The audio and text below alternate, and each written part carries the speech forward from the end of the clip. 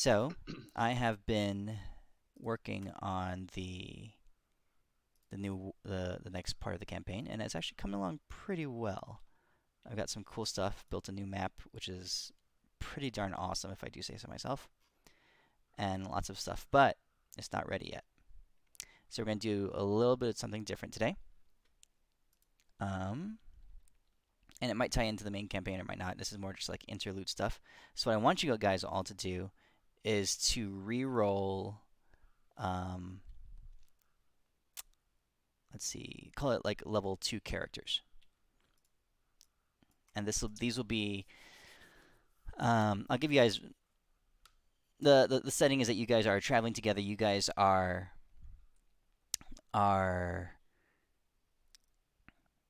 are soldiers that were caught in a war, and everything went to crap, and you guys are now just trying to make your way home. Okay. Okay.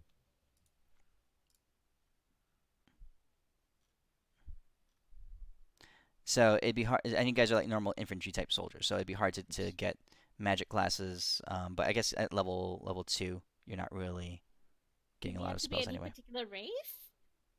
No.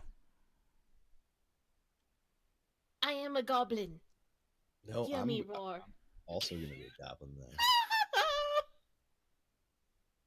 Okay.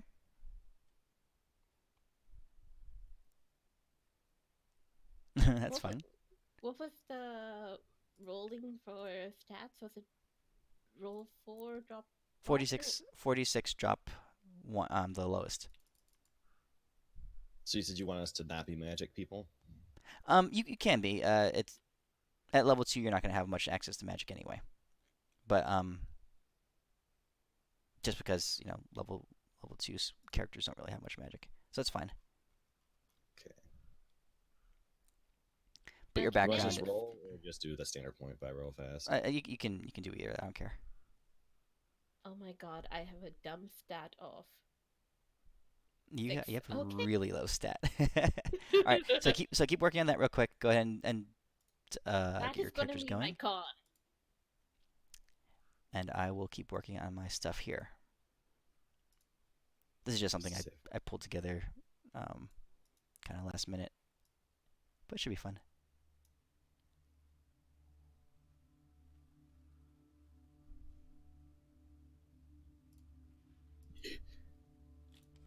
Ghost is back. Kevin can't kill him.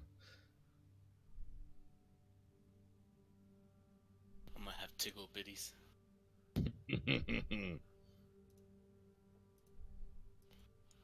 Let me see if I can make a better portrait.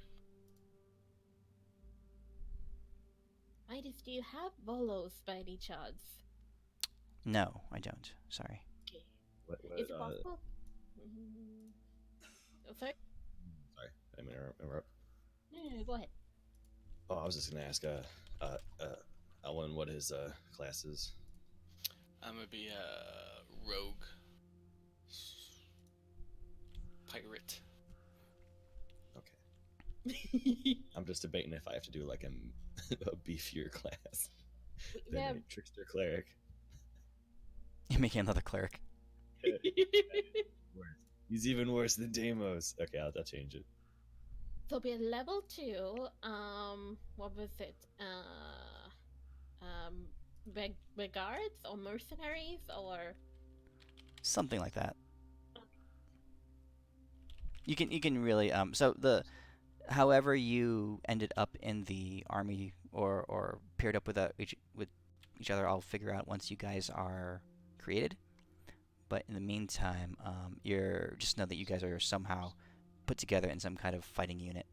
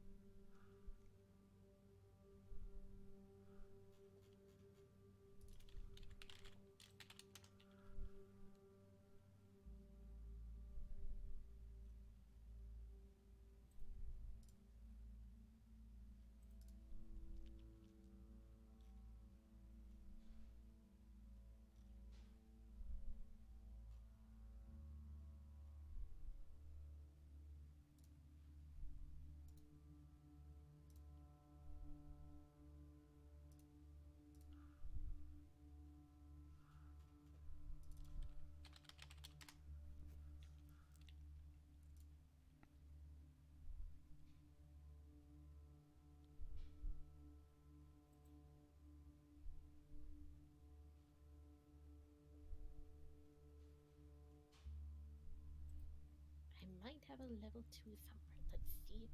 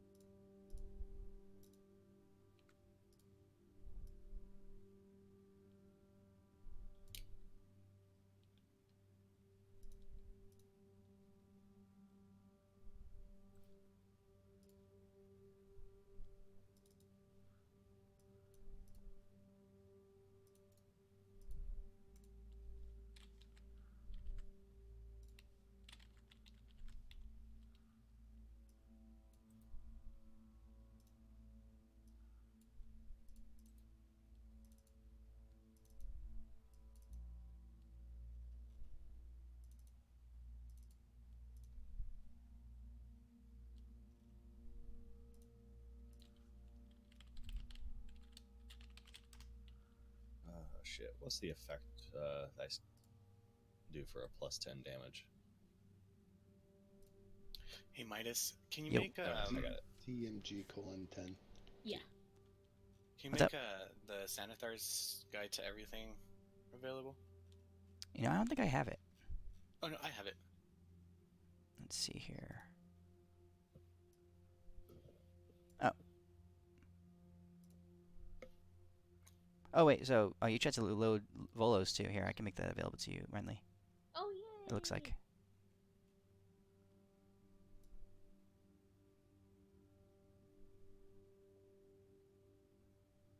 Yeah, I haven't bought a lot of the more recent books.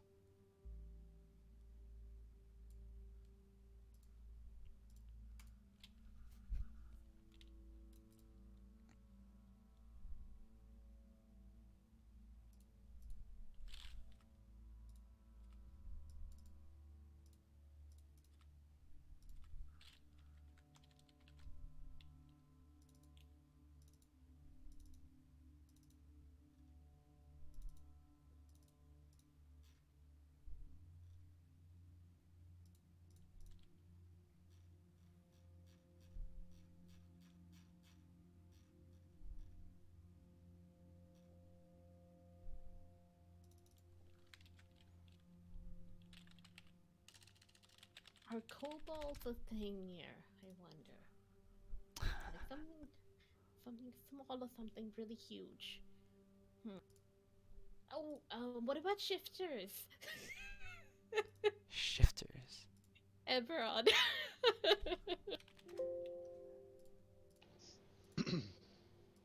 I have a druid shifter who is 6 foot tall, 7 inches. So I could go the opposite way.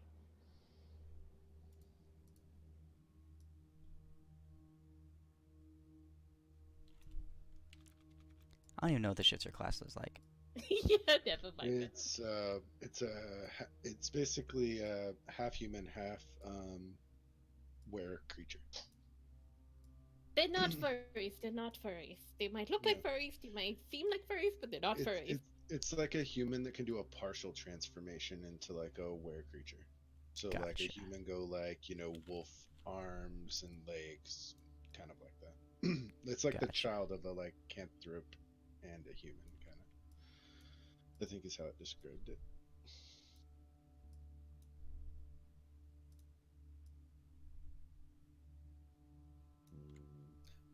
Can I roll a d20 to see if when there's the explosion, that there was this gun that flew through the air with this these shells of demon ammunition? See if my guy can just grab that. I mean, What? that sounds fair, right? Yes, I mean, he'll never shoot Deimos in the head again if some other random guy has his gun.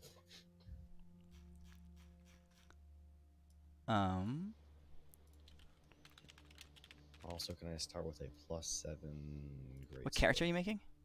What? I'm No. just joking. Just a random barbarian. No. Alright. +6 great sword with Frostbrand and Thunderbrand and Firebrand all on it.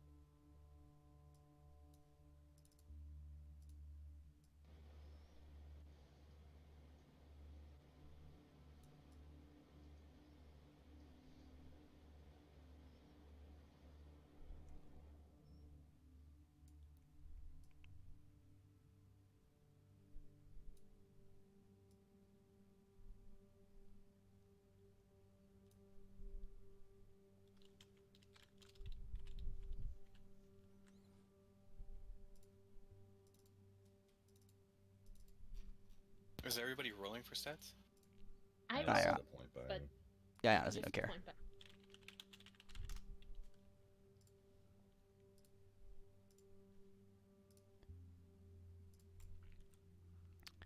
Okay, that's good.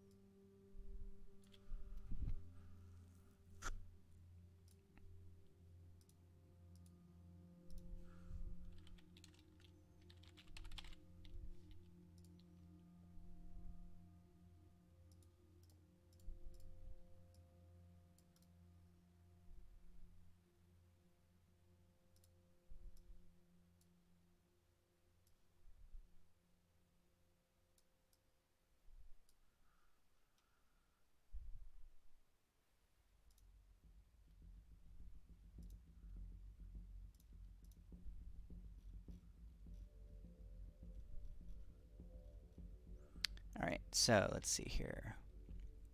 1, 2, 3, Deimos, and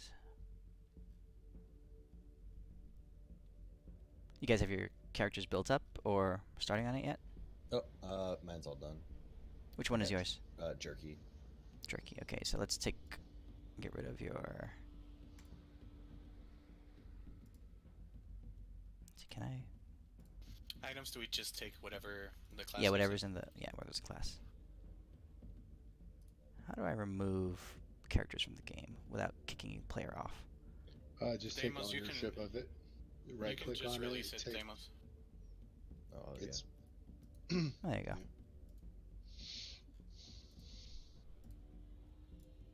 Oh, there we go.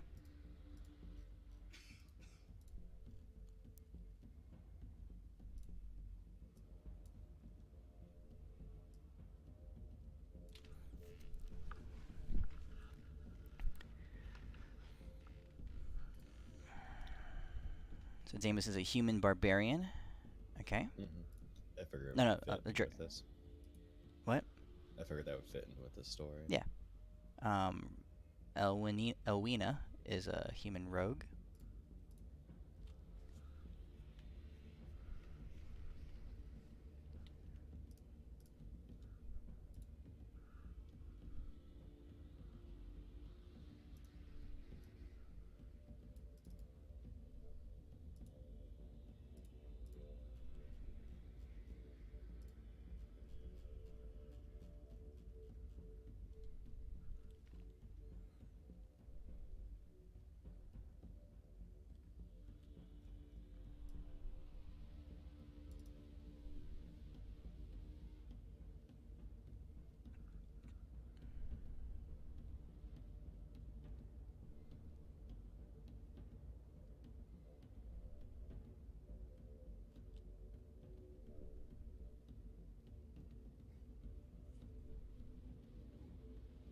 There we go.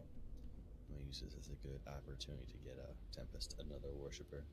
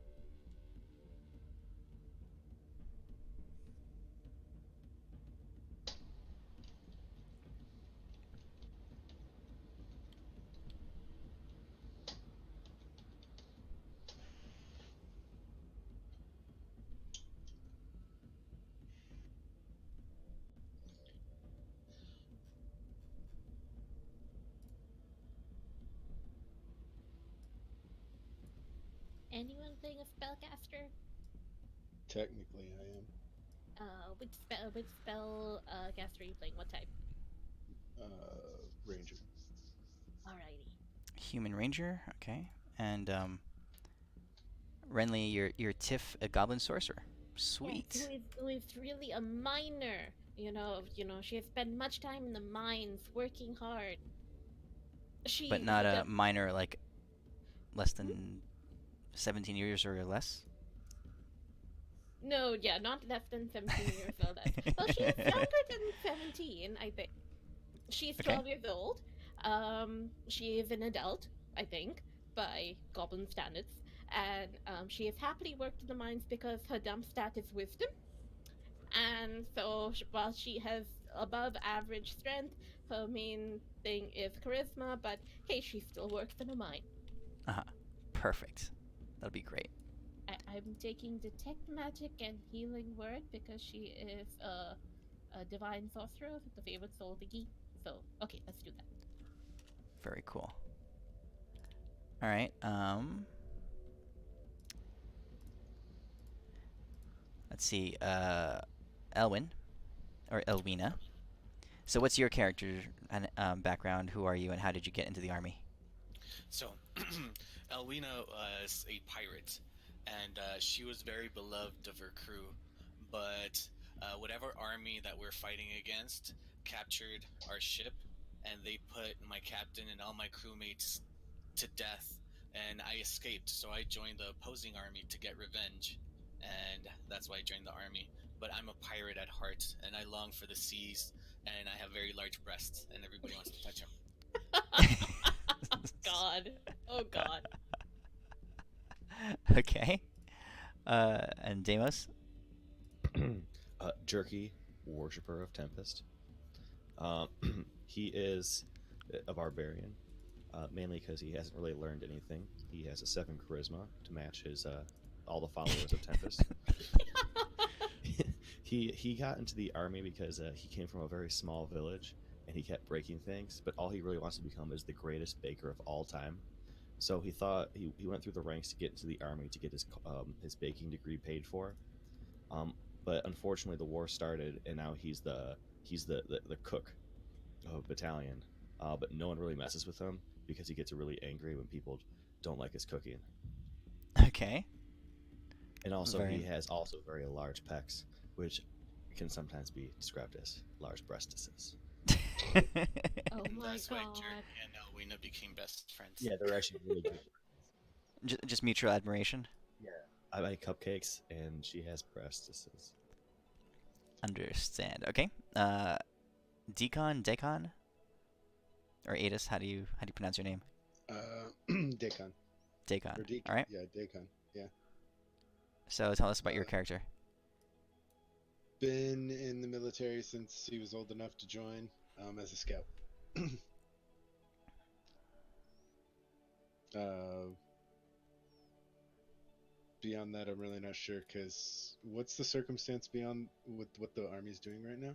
They're like just fought a war, or Yeah, I mean, you guys are there's a big war, so you guys are. Um, so yeah, yeah, he I'll frame it. enlisted after his village was attacked. Okay, that works. That works. Okay, cool. So here we go. There was a great war. The war to end all wars. A war that shook the very foundations of your world. Literally, the ground trembled. The skies seemed to break. The earth itself split apart, and um, left and right, your friends and foes died and were burned up in flames and fell down into earth below you. It's hard to remember it all. There was so much chaos, so much calamity. There was screams and pain and just running and running. And there was the heat. The heat was intense. Um, Along the way, and somehow after it all ended, it was over. You guys you guys managed to pair up or to group up and make your way out. There was no one else was really around. I mean, forget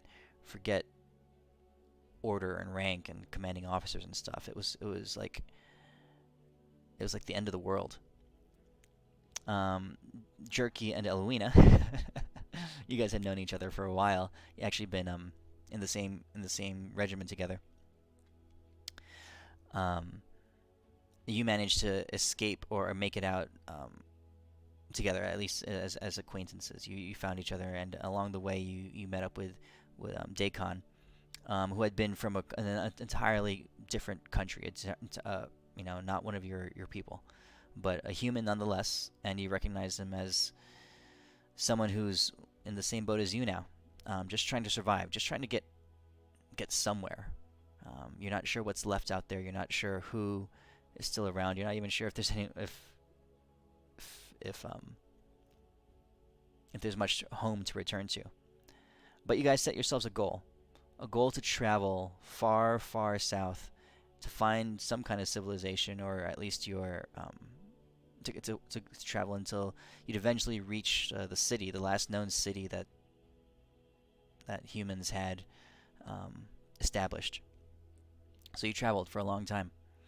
Along the way, you defended yourselves um, from burglars. You had adventures where you had to a lot of times honestly had to hide to keep yourselves alive from creatures and packs of these of ravenous pillagers or looters or different species, kind of just like roaming the land. Law and order was gone, and you traveled for days, for weeks, for months. Along the way, you guys encountered what seemed like a child or a goblin, but a child maybe, but small even for her race. Um, the circumstances just kind of came into play that you guys crossed each other's paths, and for some reason you thought she was someone that seemed trustworthy and someone that could use some protecting. That's how Tiff joined you, and for weeks the four of you traveled together, making your way down through the Dakran Plains, through the forests of Waterdeep and what used to be Tazwan. In the and You guys encountered Tiff somewhere in Lower Tazwan, as the remnants of the goblins from Skignash had just kind of spread out, and she actually led you through those lands in Skignash. And somewhere in the mountainous after the mountainous regions of Azoa, the most dangerous land, you guys knew that you were well travel worn. It might have been 9 months that you've been on the road, hiding and scavenging and just seeking this fabled city. And you knew that you were coming to the most dangerous place in your journeys. When you happened across on the side of a road that you were intersecting, there's this curious gnomish man, kind of set up in his cart, kind of peddling some wares, and he calls out to you. He says, "Hello, pardon me. You seem like the road-worn travelers. Might I interest you in some of my wares? Perhaps a bit of spice or some jewels or trinkets for the road. I'm always interested in trading. I'm always looking to see what travelers bring along with them from far-off lands." He has a little mouse scrambles up to his shoulder, nibbling, and he handed a piece of a small crumb of bread from underneath his coat. Looking closer, you're not sure what the race he is, gnomish maybe, or a really small human, or maybe a halfling of some sort, but he's very small in stature. His face is all shriveled with age, a toothless grin with just rotten teeth still remaining, kind of smiles at you. He seems earnest enough. What do you guys do? I have sourdough bread. I have cupcakes. I have pita bread. So, edibles, and one wonders how you came across such things traveling on the road, so. Mhm. Yes? These necessities. If you don't carve up, you never make it to the top. I see. I see, and I can't say I disagree with you. Well, come here, come here. Let me show you around. What's your name, young lad? My name is Jerky, worshiper of Tempest. I see. Very good. Not sure I approve of your choice of deities. However, I do not What? judge. What's your name? You can call me. Yeah, well, yeah, I have a name for every port and city as I travel along, sometimes to get ahead of the law, if you understand what I mean. But, you can call me. Elrag. How about that? Is it actually your name? Well, yes, of course. I'm gonna call you handsome. Why? That's kind of you, young lad. I appreciate it. Yeah, see, handsome men like you usually have Oh, your girl, that's right. Young lass. yeah, very good products, and I was since we met here on the road travelers, and we're fellow travelers. Um,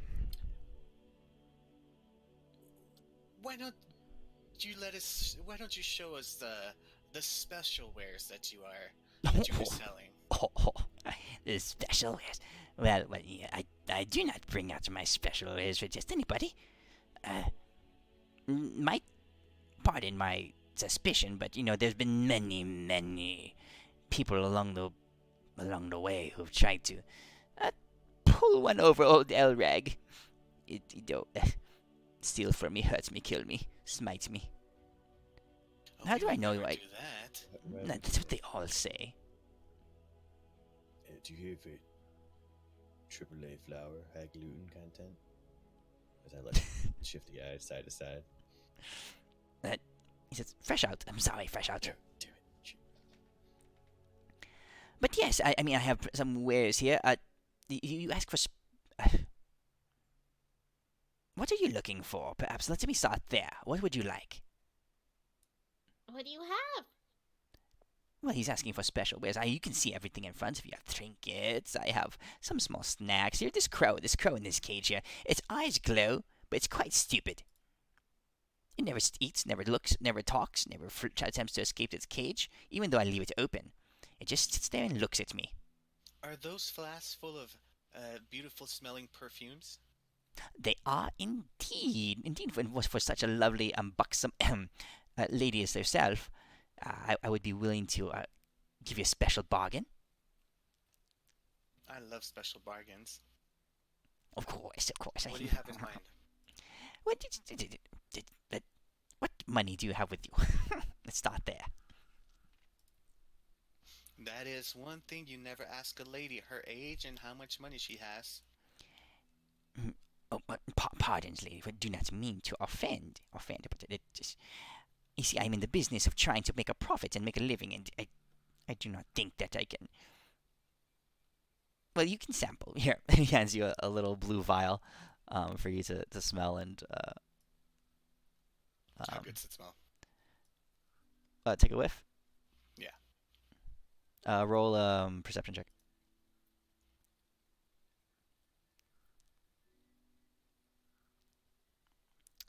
Lilacs and berries, and yeah, that's the first whiff you get. It's just fairly pleasant. Yeah. It's no high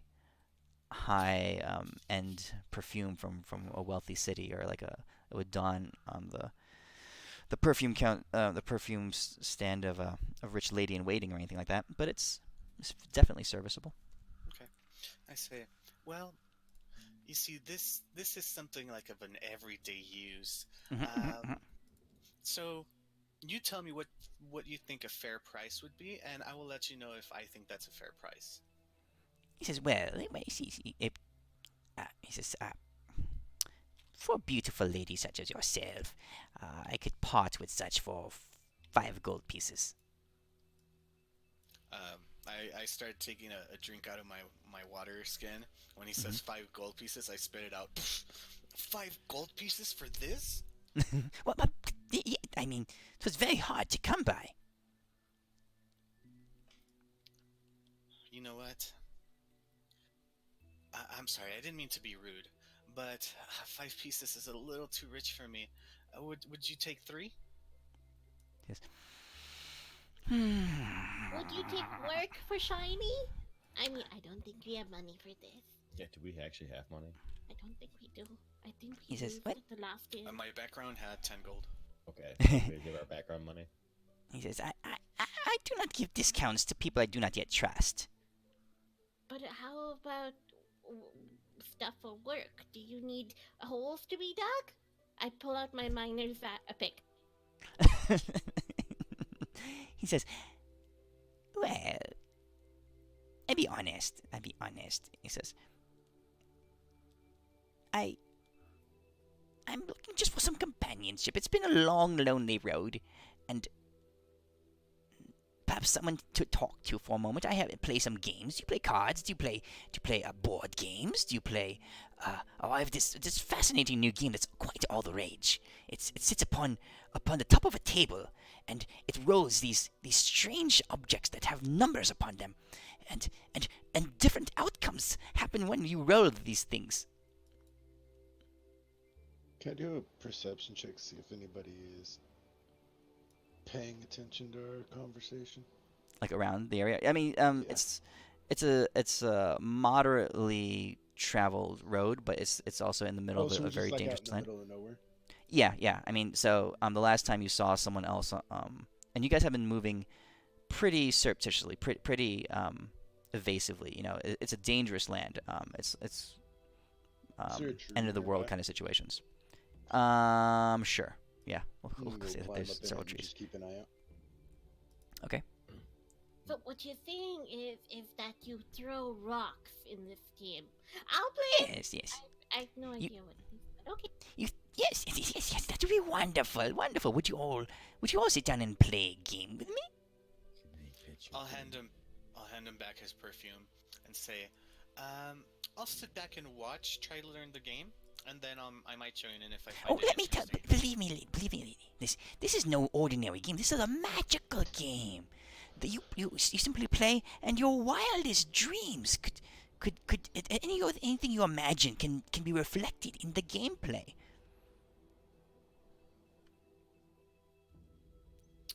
I'm gonna insight. Come now, it would be fun. About how far away would I be up in this tree? I mean, it's not a very tall tree. This is not a forest like area. So I mean, you're just talking like 10 feet. Okay, I'm You've gonna reached the notch limits of the an- climbable tree area. Oh, that's fine. I'm gonna notch an arrow on my bow. 'Kay. Mind if we look at the rule book? Hmm? I mean, I don't want to just jump into a game that's magical without knowing what's going on. Well, you see, rules are for the players to decide about what you can do and what cannot do, and yes, I'm just gonna shrug my shoulders. I'm in, and I'll sit down. Can I play with this bird at the same time? sure. If you play with me, you may have the bird, and you, my dear, my lovely buxom young lady, I would be happy to offer you this perfume, if you just Yeah, but I don't want play. it anymore. Oh, well. And your friend up in the tree back there, would he be interested in it? He likes keeping watch. He's a watcher. I don't know what that means. I don't think you understand. I Because, really want you all to play my game, and I would be willing to help you in great ways. I perceive that you're traveling somewhere. Traveling.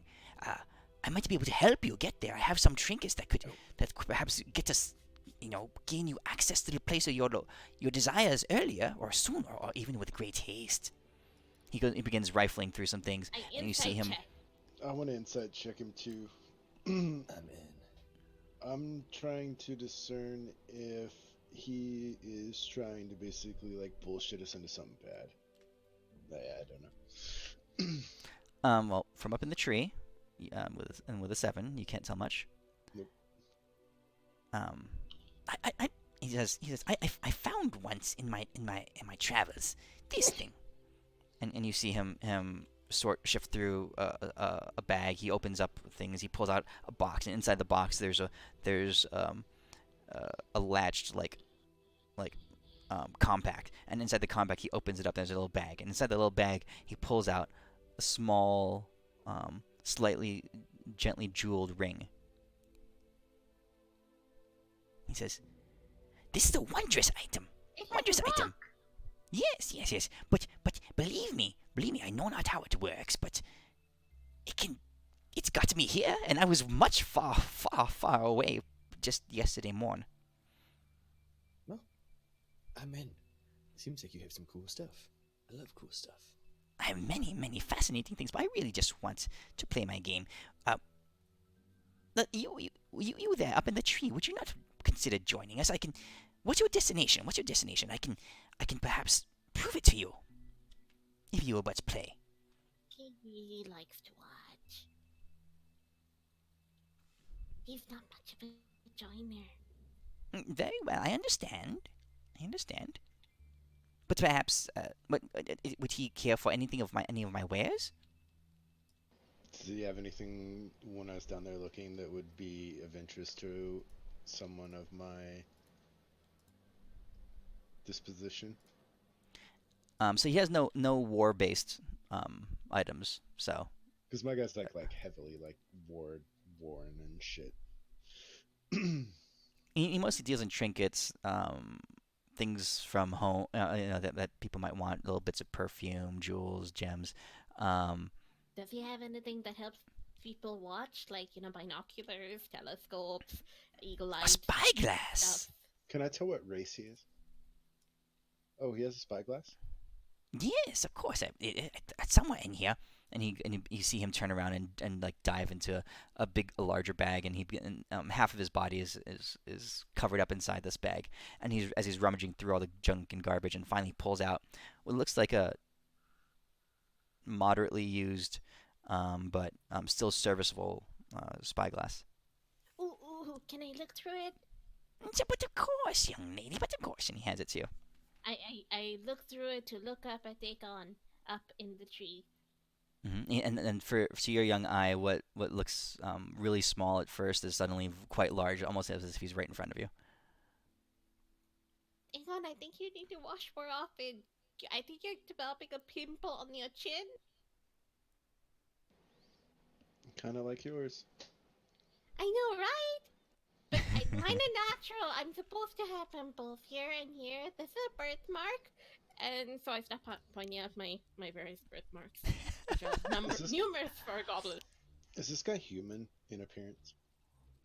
He looks just like he does in the picture. I mean, you're having a hard time pinning down exactly what he is. He could be either really small and an old human, or a slightly large gnome, or just a shriveled up, less joyous looking halfling. Okay. But distinctly humanoid in appearance. Yes. Well, toss it up and let me see it. Of course. And he reaches down and he tosses it up to you. And for you, my dear, you chose a shiny rock, right? Or I want to see all your rocks as we play. I'll show you mine.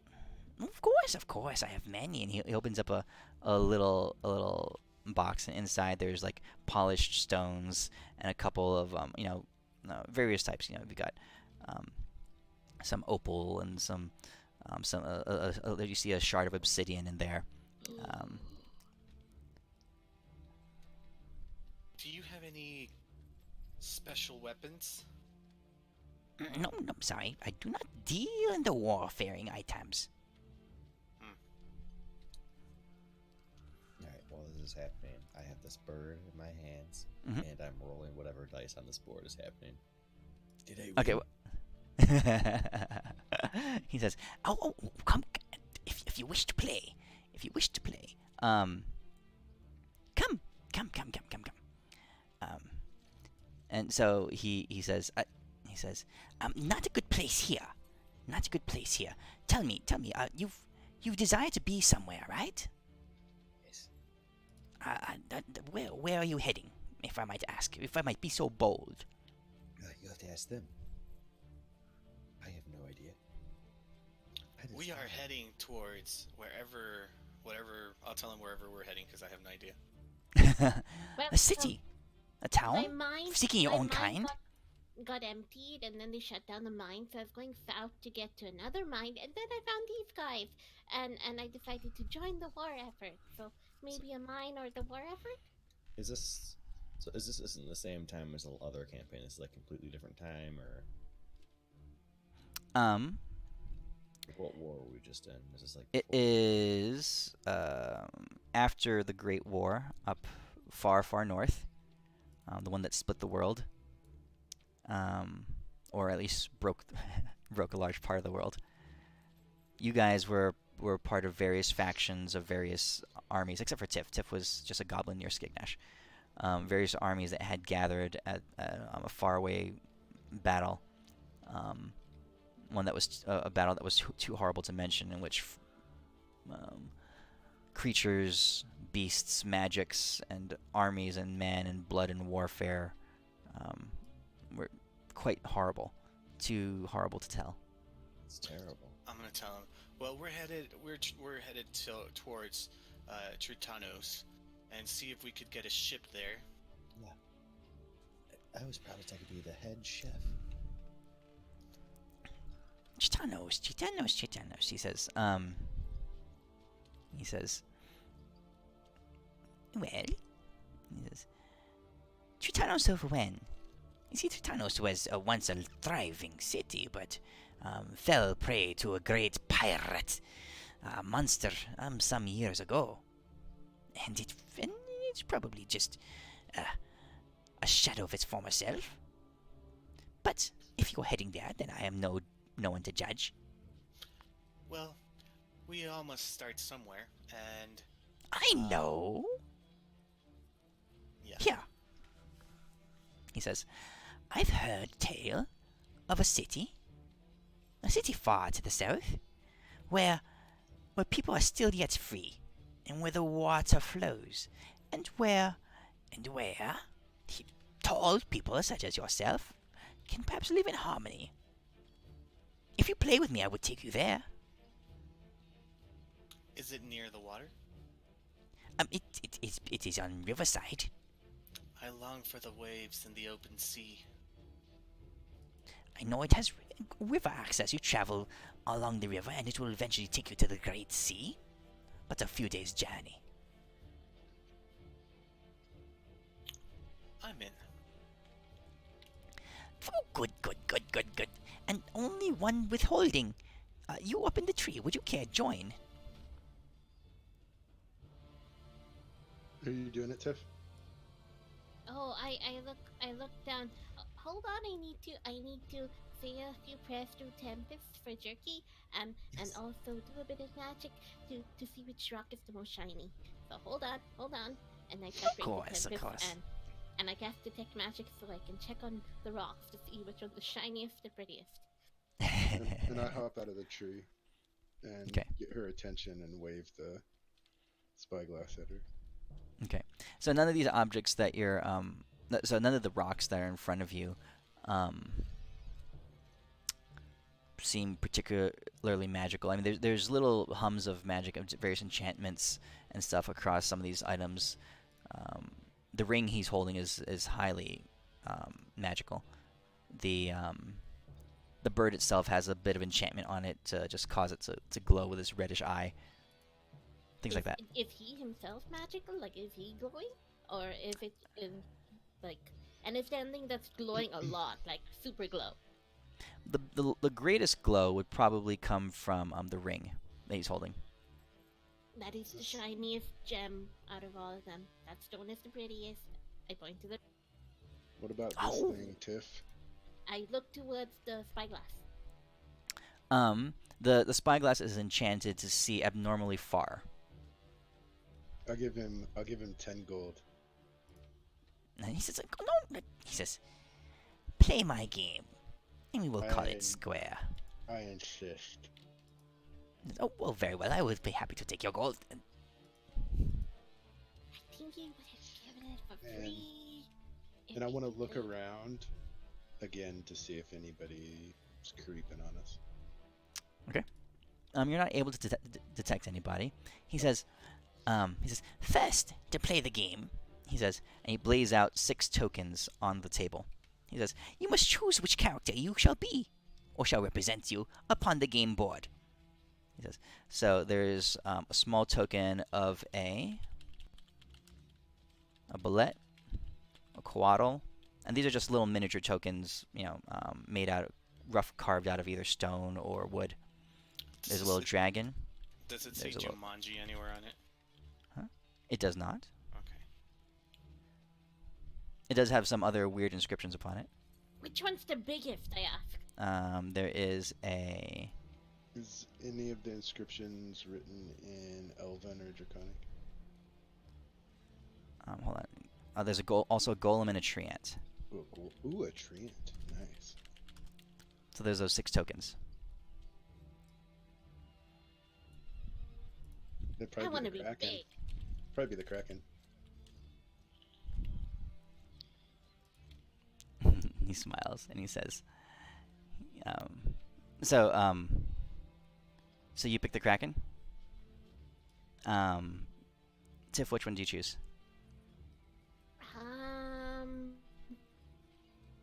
I ask him which one's bigger, dragon or treant? He looks at you and he says, whichever one you desire to be larger, my dear. Well, since they already took the monster from the seas, I guess I'll be the shark from the land. I'll be the bullet. Okay. I look angrily at whoever took the Kraken. I'll take the coatl because it looks highly pettable. Okie dokie. I'll take the treant. I've never been someone who's... No one... Oh, you could take the Kraken then. No, wait, which one? I'll flip a rock. You're gonna write scratch a D, a K, a G, and a T on them? No, I'm debating between the biggest, and it looks like a dragon or a treant are the biggest. That's left. Nobody's picked the Kraken, I don't think. Oh, I thought you were taking the Kraken. I thought you first. took No, I'm not picking. She asked you asked who's the biggest, and I said the Kraken. I thought you were then I picking grabbed the the Kraken. Okay. Elwin's got the Kraken.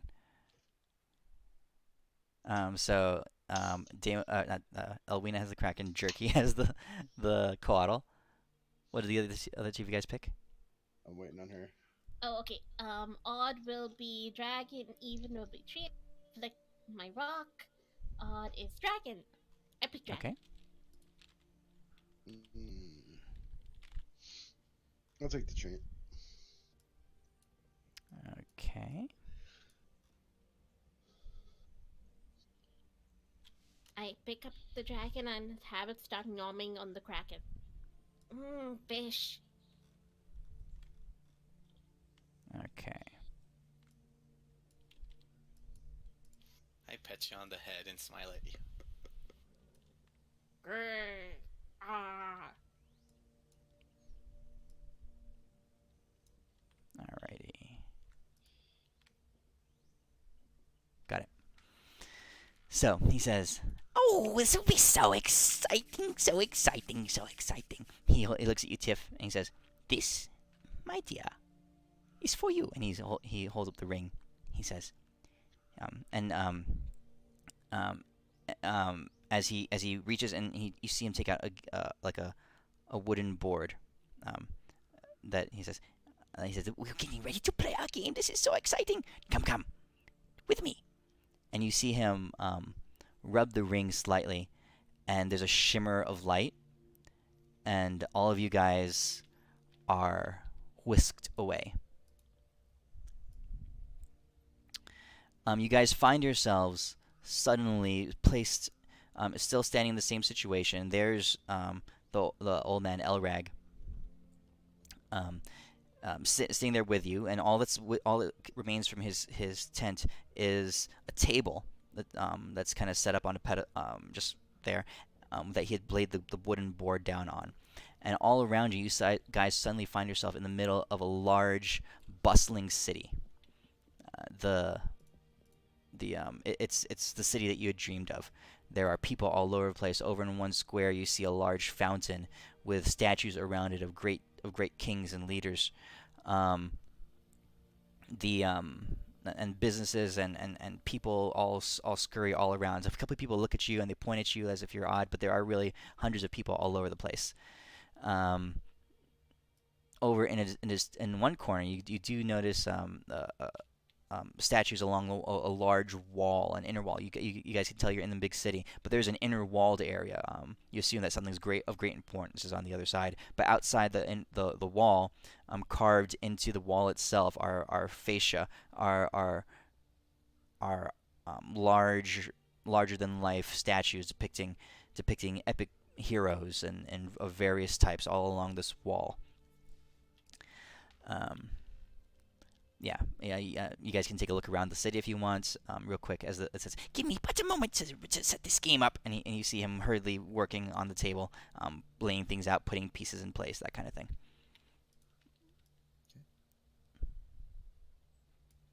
I'm gonna go over Okay. to Jerky. Yeah. So Yeah, what's up? What do you think this is all about? I have no idea. I'm just happy we're not in that godforsaken battle area. But if this gets us our ship, Yeah.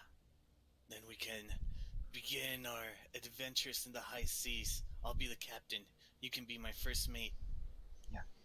We'll I use asked Tiff as an anchor. I asked people around if they know where gluten-free flour can be found. gluten free. You mentioned gluten-free flour, but to the salesman. Why would I use gluten free? I make good cupcakes, not shitty ones. Oh, so which one were you looking for? AAA high gluten. High gluten. High High gluten. gluten. Okay, triple A high gluten. This is very confusing. I'm not used to these words. Looking around the city, you guys can tell it is indeed like a melting pot. You see humans from all over the world just here. I'm gonna ask And from what a random person where we're at. So passing by, you see this large, mustachioed man, and with wearing like a leather jerkin, and carrying over his shoulder like looks like a wood chopping axe. As he walks by, he says, what do you want?"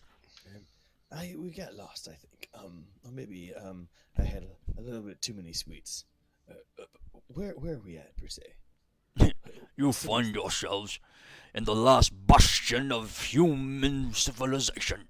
Yes. This here is the city of Westfane. Oh, I think I've heard of that before. Eh? Aye.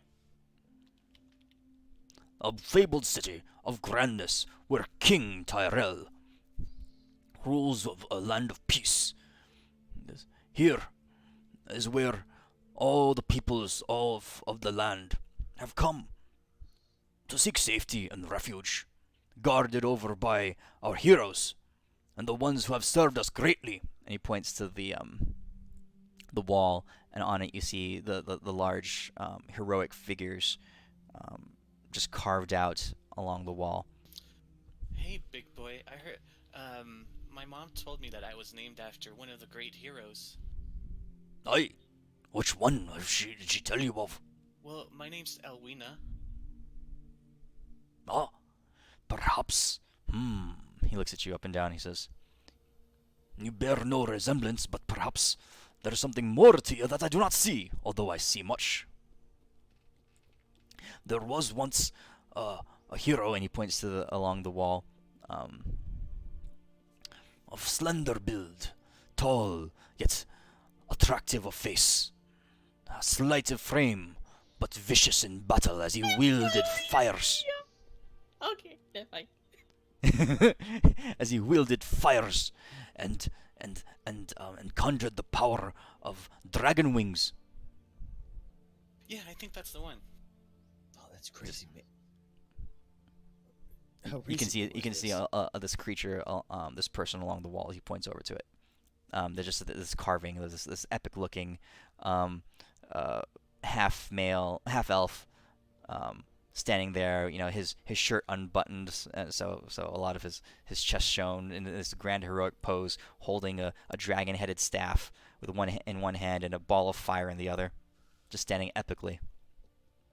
Can we tell like how long ago that battle was by the time we got here? Um, what do you mean? Like How long you been traveling? yeah.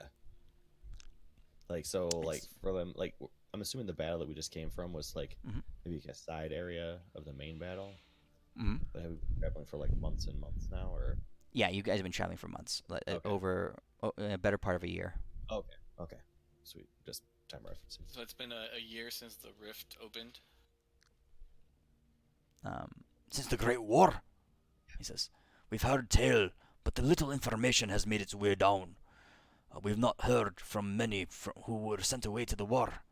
King Darius from the far north has not returned. Neither have any of our heroes. And he points to the wall. Which army were we a part of? You guys? Mhm. There were a lot of factions pieced together as humans were pulled here and from here and there. You guys were from basically the mercenaries and stuff that were put together from Sparthorn, from Taswan. Okay. Well, I'm glad to see such a metropolis as this has prevailed through all the darkness. Your Aye, king must be great indeed. aye. He's a bit of a lad, young but great in wisdom for his age. Does he have a queen? Hmm? Nay, he What? does not. He does not. Oh, not yet. Okay. Ooh, nice. Wait, he's a kid? Wait, is he shorter than me? How is someone that's shorter than me kid? Nah, you're quite short. Oh, good. Okay. He's about twice your size. Ew, that makes sense then. He says, but yes, welcome to Westvane, where freedom and peace rule the land. We have not always been this way, but thanks to our king and to our heroes. And along the wall you do see carvings of several great heroes, but there are others all around the wall. He says, who have paid greatly to purchase our freedom. You're all We dead, are allowed aren't to they? prosper. He says, well, we do not speak of such. We pray daily to the gods that our heroes will return to us. Oh yes. I found a pamphlet one time and it said to create a tempest, to lift a lot. Praise Tempest! I don't know why it's written on this paper with stick figures and crayons, but it's quite compelling. He looks at you skeptically. He says, there was once one of our heroes who spoke similar nonsense. He says, when everyone knows that there's no such god as Tempest. Ho, ho, ho, ho. No, seriously, look at this pamphlet right here. See it? I recall we all just nodded our heads up and down and humored him because he was simple of mind. Oh, well, I'm not. I'm gonna be a baker. You'll see him there. He points along the wall, where Elwyn's statue was majestic, and larger than life, holding fire and that kind of stuff. And there's another person carved nearby him, with a humanish kind of simple-looking fellow with cat ears for some reason, trying to flex and be impressive, but he's definitely pales in comparison to the grandeur that Elwyn's statue conveys. Why is he wearing a collar and why does that statue have the leash? We do not speak of such things to children. Huh. Oh, but little goblin girl, I think that they just don't understand. I mean, look at my pecs. They're gifts from Tempest himself, I think. Then I have been blessed by Tempest. Yeah, more than we're all you. followers of Tempest. Yeah. Maybe true. Tempest is the chest god? Don't actually know. This guy misspelled most of his words, whoever wrote this pamphlet. He Well, says, "Yeah, go on, go on." oh no, I was just gonna thank him for his time. And Says, what "Very the oh, always happy. My name is Bardin, and I am at your service, as would be any good citizen of our city." well, thank you. Oh, before you go, one last question. Where would a girl go around to find some work? Get some money, maybe save up, uh, to No, less. Prostitution is illegal in our fine city. you. Oh, I apologize. You were speaking of else. My sincerest apologies, lady, No, young lady. that's what she was talking about. You insult me with those words. Do I look like such a I wouldn't even call them ladies. If your picture is what you actually look like, then yes. He says, I must be on my way. I have work to do, and young mouths to feed at my house. So I will see you later. May the heroes and the gods look favorably upon you all. And he kind of like backs off, slightly embarrassed look on his face. What a prude. Anyway. Uh, Hello, hello, hello, hello, hello. Hey, I'm ready. The game has been prepared. Please, please, please. let's get it on. Very good. As you can see, I've set the game board, and I've placed each of your tokens upon the board. You must all decide amongst you who will go first, and then we will proceed from there. Each of you rolling, and the simple thing is, first, the person who reaches the end of their journey first will win the game. Well, I like to be fast and loose, so I'll go first. Where is the end? I look at the board. Why simple? Question. You reach the Shorty. center. Yes. Is there a chance we die playing this game of yours? No, it is but a simple game. Insight check? Roll it. Do we see anything when we reach the center? He says, your wildest dreams will come true, and you'll be rewarded greatly with fun and having had a grand old time to please an old man. And a ring. Um, Daikon, the ring, of course. I will give you the ring. It's you don't really know him that well. And his features were hard to identify in the first place as a humanoid or as a human or a half elf, or a gnome or a halfling. So, as best you can tell, he's being earnest, if not excitable. Okay.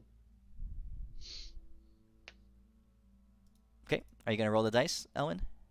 Yeah, what do I need to roll? Two d6s. What's the thing look like anyway? The board. He says, I'm so excited to play. I do warn you. Once you play, you will not want to stop. In fact, you'll not be able to stop. Cool. Okay. So, as soon as the dice hit the table, you see the roll. Hey, actually, you rolled a 9, like on the picture, Oh my god. right? These roughly carved dice clatter to the table. As they bounce, they spin and tumble and land facing up with 9 dots exposed to the surface, standing vertically. As that happens, you can see on the old man's face a smile, and he says, "How grand this will be! I'm so excited!" Right? And you see words begin to appear, just like in the center of the game. This black surface. It's just a flat black surface, but words begin to appear magically. Um, It is. What? Do you have a push to talk on? No. No. Can you do it? We can. Oh, hear am I you. breathing through again? Yeah. Sorry. No, you're Yeah. good. Thanks. Okay. So do I just move the Kraken 9 steps? In fact, so what happens is as the dice settle, the Kraken moves itself. Ooh, okay. It settles into place, and as it clicks into place, these words appear in the center of the black dial.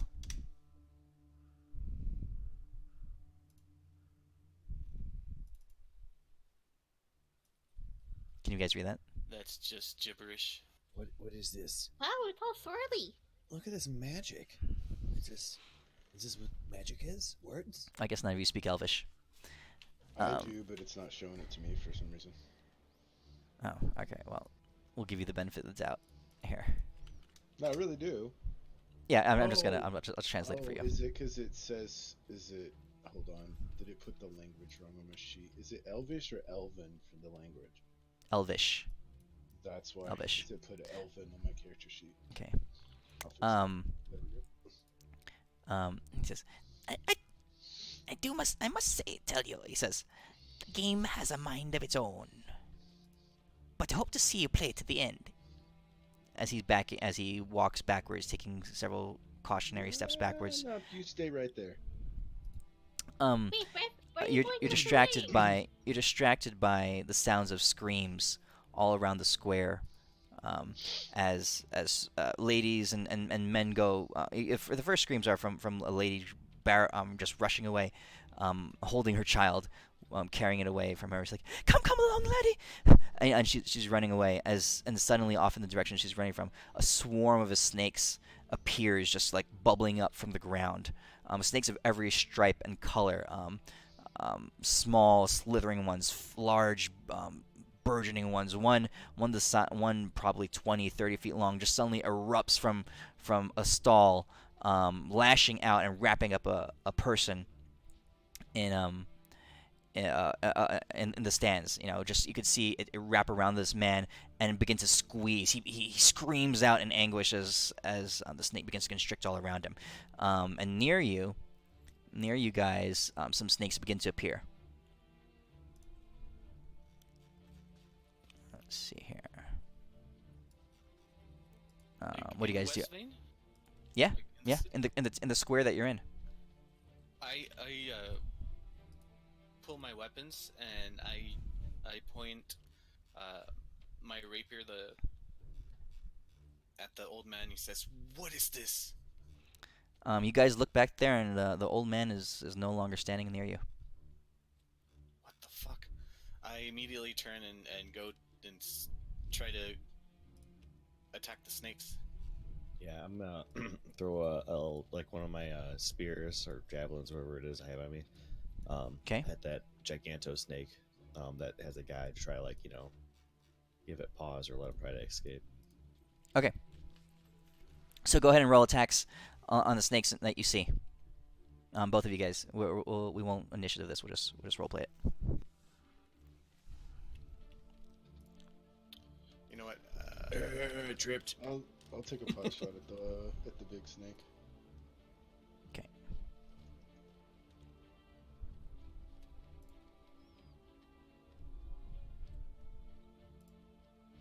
Okay. So Decon, you hit. Jerky does nothing.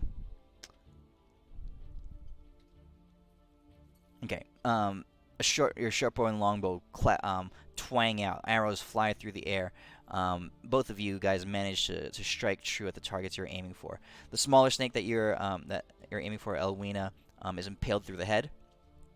The larger one, Dakon, is struck, and the damage is sufficient enough that it recoils back, and you can see the man that was wrapped up in its grasp drops free, gasping for air, hits the ground, looks up in fear, and scrambles off. All around you now, snakes are beginning to emerge from buildings, from alleys, from shops all around you. They begin to just burst out all over the place. Screams, some of them vipers and cobras. One particularly large cobra lashes out at a young lady near you, and you can hear her scream as it latches onto her leg. This flesh of it starting to purple and blacken underneath where the fangs sunk in. Oh, this should be interesting as I reach down and grab the dice. Why are we playing when he was the lying liar who lied? Because he said once we started we couldn't stop. And someone already rolled the dice. What do you mean we couldn't stop? the as you do that, you hear this.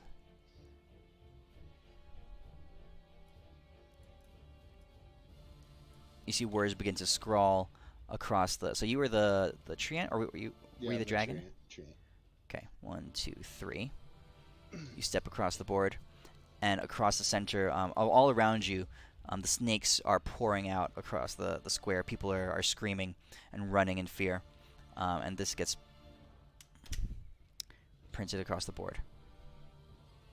Okay, I need all of you to roll a d12, and I need you all to roll a d20.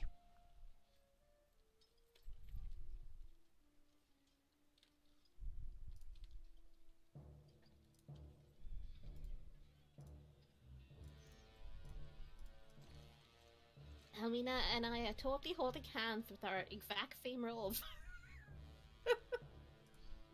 Okay. 1 second, I gotta delete your guys' characters off the combat tracker. Put these new ones on.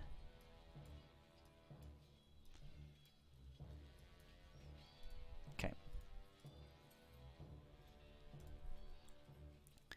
So the game board is in the center of the circle, right?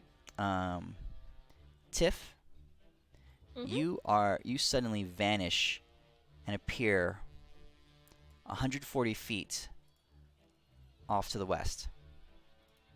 Okay. Shit, guys. I got a call on queue. I'll be back. Like 15. Alrighty. Sorry, guys. No, you're good. Jerky, you get sent off 180 feet in that direction. So this is not to scale, obviously. Okay.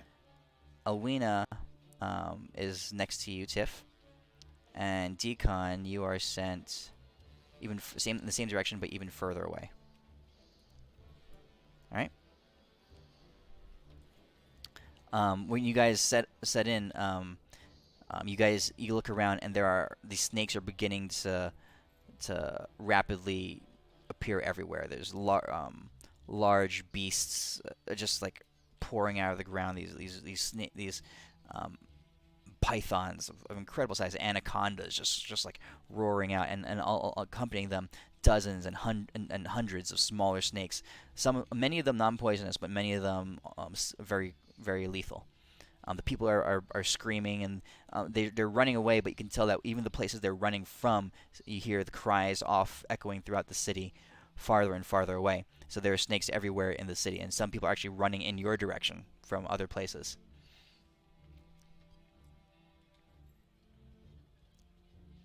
What do you guys do? I'm gonna run back towards that board.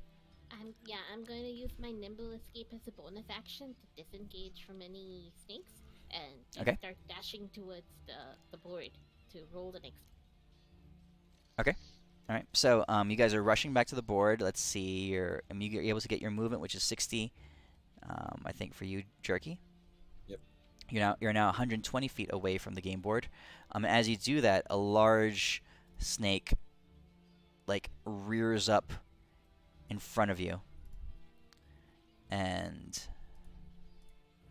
just glares down menacingly at you. So here.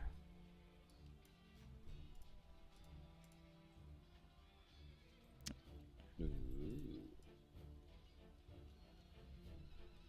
Its long, slithering tongue flickering in and out. You're not quite familiar with this particular creature. It's a beast of fable, a beast of tale, but it is its eyes set directly on you, its head bobbing back and forth slightly. You can tell as its body begins to coil up and tense up, it's getting ready to strike. This is where's my bonus action.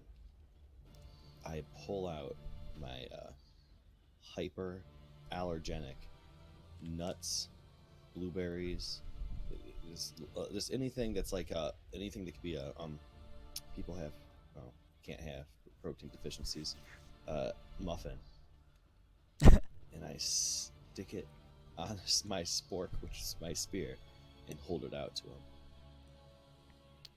So you're trying to Entice it with it? Yes. Okay. All right, so roll a. Oh, what kind of check would this be? Um, it would, I guess, be some kind of deception, right? I actually don't know what snakes eat, but I know, but you're trying to pass it off as something that would be appetizing to a snake. So yeah, yeah, call it deception. deception. Sure, you don't want Yeah. animal handling. All right, Okay. Well, you know deception. what? Hold on a second. Hold on a second. If you present it in such a way that you think it, yeah, yeah, animal handling would work. Let's do that. Here, give it a second, nigga. It's gonna take a second to put this on your snake. Being a seasoned uh, survivalist, you're looking at the snake's eyes, and its eyes are firmly set on you. It coils back and it strikes or lashes out at you. This is not a bite attack. It's trying to wrap you up in a grapple. So roll athletics or oh, never mind. It, Oh, oh, damn would have been good. Oh. But the snake coils around you, and you can feel it its body is extremely muscular, and you find yourself currently held in place as its coils anchor you to the ground. All right, the rest of you guys, what are you doing? I will bonus action Hunter's Market, then shoot it in the face. You are currently, according to the map, probably 140. You guys move 60 feet, so you're 80, but he's 120. Oh, Yeah, 200 you're feet. you're close to 200 feet away from where Jamos is. You're coming from opposite directions. And Oh, Decon, you were even further away. You were 190 away, so you're way far. You're like 260 feet away. okay. So I'll Do you move. have a longbow? Yes. I will. I'll move 30 feet, and then I still. Oh no, I can't. Hunter's Market is too far away.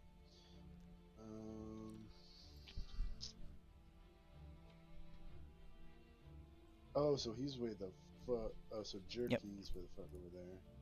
Yep. Alright, so I'll move like 30 feet. Okay, so now you are Towards. And Let's then see, I you will shoot at were the snake. 190. Okay, you're 100 feet away from the game board. Okay. Okay. That actually is a hit. Sweet. Okay, Deimos, or not Deimos, but Jerky. This snake is wrapping you up, and you can feel that it's extremely powerful. But as it coils up, an arrow comes through, and much like the boa that had the man in the courtyard just a little while ago, the snake is distracted, and you feel like you can feel its coils loosen slightly. Time to wiggle on out of this bitch. Oh, and as I'm going forward, when I move forward to do that, I look over at Teef and Elwyn, or Elwina, and I'm like, if we see that little shithead again, he dies. Are we sure he's not lying about this? Maybe we should go to a shop and check if it's cursed and how to dispel it or something. No, he's a dead man. No, I'm done with the board game. All right. And Tiff, what are you doing? I continue to dash, so then I'm 20 feet away. I am bonus action disengaging from any snakes I come across. Okay. So you're the closest one to the game board by far. So you're 140. You're 80. Yeah, you're 20 feet from the board now. Jerky, what are you doing? I'm still like 5 feet off the map. Alright, so Jerky's gonna try to like swiggle its way out. I will actually, as I'm swinging my way out, I will distract it once again by shoving this delicious muffin in its mouth, and then just hightail book it out of there. Okay, roll animal handling again. Yeah. Ooh. The snake, its mouth opens up as a huge hiss as the arrow penetrates it penetrates one of its coils. And in that moment, you scramble out of the snake's coils and shove the muffin in its mouth, then leap away. Yep, and then just booking the rest of the time towards the board. Okay. If and as you're running away, if you could, if a snake could cough, that's the sound that you hear from back there. hacking and Wait. It doesn't like my muffin? It might not be a fan of gluten. Pull out my sword. And start see- walking back towards you see the it. snake like hacking, coughing, just like trying, just whatever it can to like vomit out, clear its throat of this thing that you shoved in its You mouth. totally poisoned it. I would like to take a attack at its face. All right, go ahead and roll it. You have an advantage because it's currently in like a stunned state. All right, and I will use my Great Weapon Master to get myself a solid +0. No, Wait. You have no plus to your. it's a Attack skill. -5 because it's the Great Weapon thing. Oh, Oh, That's- Lightning. solid miss. You swing and you whiff in the air as that snake's head was bobbing back and forth. In that moment, it looks up at you, and it proceeds to try to bite you. So this is a bite attack at you. I'm pretty sure that's a hit. That's definitely a hit. So you have 17 ACs. Okay, so 19, and it sinks its teeth into you, so it'll do.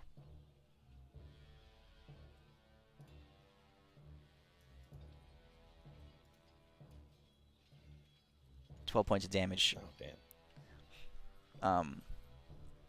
And it's currently latched onto your shoulder. Now it's a large snake, so, and it's not venomous.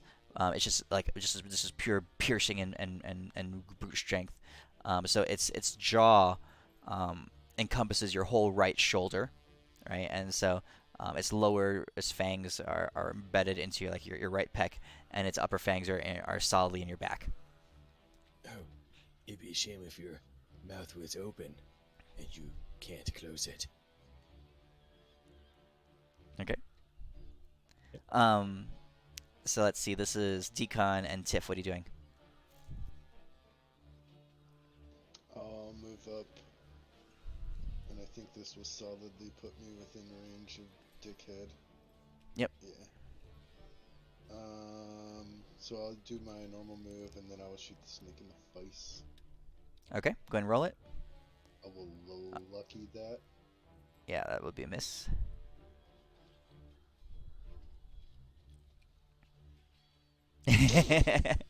I'll take Um, the 10. Yeah, it's just shy. The arrow goes whizzing over its head. That's my go. Okay, Tiff. Alrighty, I rush towards the board, object interaction, throw dice on the board, and for my main action, I look towards a jerky in panic, and I attempt to cast sleep on that snake, like trying to make sure that jerky is not in the area of effect. Okay,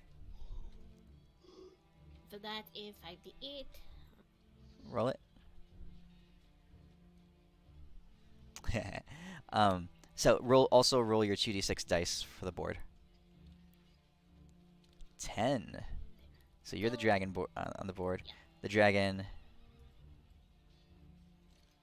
3, 4, 5, 6, 7, 8, 9, 10. Magically moved into position, and now that you're close, you can hear this. It's almost like this mechanical sliding as the dragon locks into its new position, and words begin to formulate across the black in the center of the board. And Deimos, or not Deimos, but Jerky, we're off where you are. The snake is bearing down. Its jaw is incredibly powerful. An arrow whizzes over its head, and you're screaming out in rage and in pain as this thing is clamped onto you, and all of a sudden, all the pressure is gone. The thing's eyes close, and it just releases its grip and just flops down onto the floor. Oh, must have been lactose intolerant.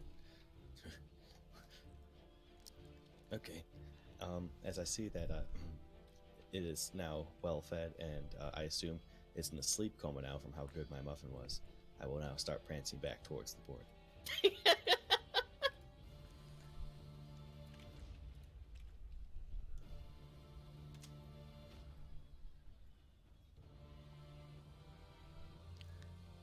Words begin to scrawl out across the center of the game board. Tiff, I'll just say you can read it, and then we'll put it in common language since you're there. And you're the one who rolled the dice. you're looking down and you're trying to figure out what's going on. And you hear the screams of people as by now police and people have been organized enough that and bands of men have grouped together with axes and swords and have been cutting back and fighting the snakes off. Um, you see clerics mobilizing around the city, healing people of snake bites, and there are definitely many deaths. Some people crushed, compacted, and swallowed whole by anacondas and boas. Others just lying dead with their eyes glazed over and their mouth frothing, having been bitten and had venom just coursing through their veins. But for the most part, as people in the city are beginning to gather their resolve and fight off these snakes, the sky begins to grow dark, and overhead what looks like a swarm of something of little black creatures begins to fly across the sky. You hear these screeching caw like sounds um, scrape the morning sky, and thousands and thousands of crows begin to dive bomb out from basically from the heavens. Their beaks sharp and just they're crows slightly larger than what maybe a normal crow you would see is like. Their beaks hardened and they begin dive bobbing down. Glass shatters as they break through windows. One strikes a cart, and the cart just like splinters off into a large pieces of wood. The crow, after it impacts, lying lifeless, its neck broken on the street. Over off another side of the courtyard, you see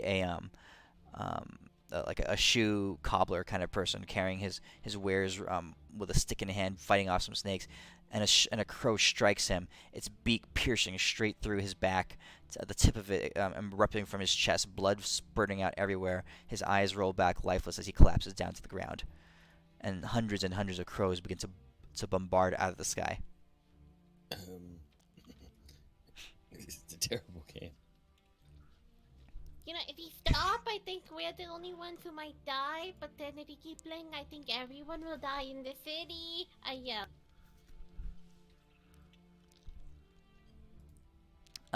Let's see who went. Let's see. So Tiff, you did your thing. Deimos, you. I think Elwina is Or- oh. coming up behind me to roll. Yeah. Who hasn't rolled yet? No, Elwina started the game, right? I haven't. Yeah. So Jerky, it's your turn next to roll. Oh, did you get to the table? Oh, I figured I did. My bad. Can we take the board and run it over to Jerky? The board can be picked up. Yes. Alright, yeah, I'll run towards them. We Okay. we run towards each other across far distances. I'm sure Elwina will get to him faster. Okay. So Elwina picks it up and runs over. Tiff, you're running right behind. You guys get that way. He's coming the other direction. So you guys are able to intersect in the middle. As you pick it up, the pieces are anchored in place. The dice are like anchored in place on the board. They only come free from the board when the next player picks them up. And the tokens, they are likewise, you can turn the board upside down and shake it. They're stuck to the board itself. All right. So Jerky rolls an 8.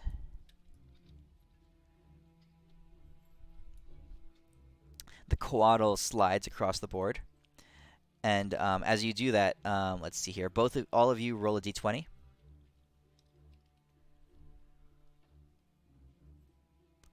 Okay, Tiff,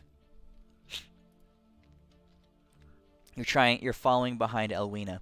Your little legs carrying you as fast as you can go.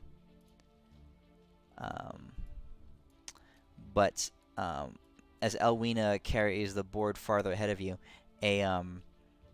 you feel a thunderous impact smash down into the ground right next to you. You're kind of knocked off balance sideways. Go ahead and make a dexterity saving throw.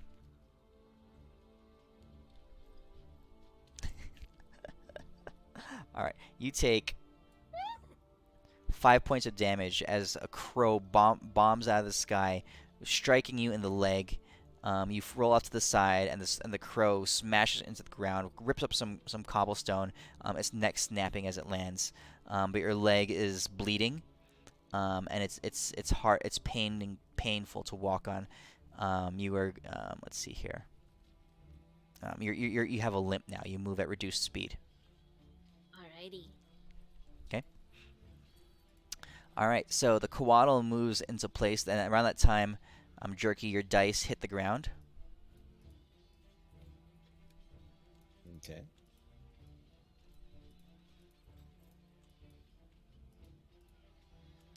Okay. 1 second here. I'm trying to copy and paste.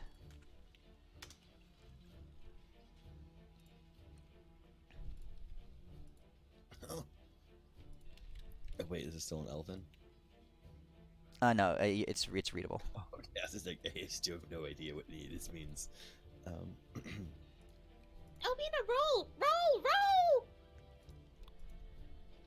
The snakes are still slithering all over the place. People are crying out. Crows are bombarding down from the sky by the hundreds, breaking apart carts and bursting into buildings. People are screaming.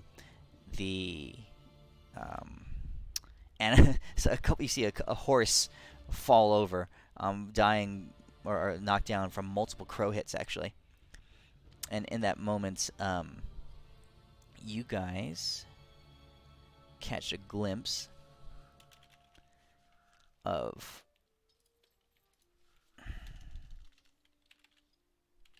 let's see here. 1 second.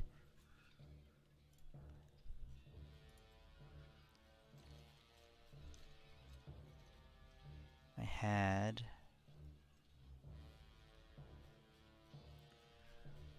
where'd it go?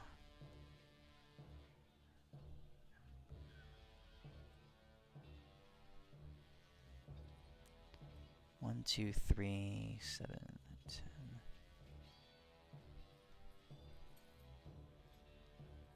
This would have been, I think, in this game here. Okay.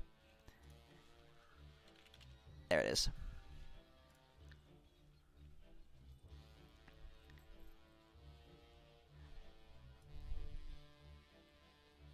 You guys catch a glimpse of a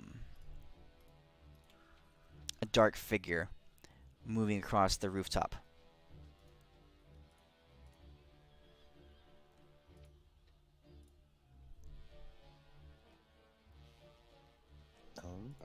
Ninja. Just one. I think, what is it? Elvina would not be able to roll since she's the FK. You guys don't all have to. So only you don't have to roll exactly in turn, but all 4 of you have to go before another person can go again, if that makes sense. Okay, cool. Okay, so for you, let's see here. The can I? Oh yeah, okay, I have a token for this. Sweet.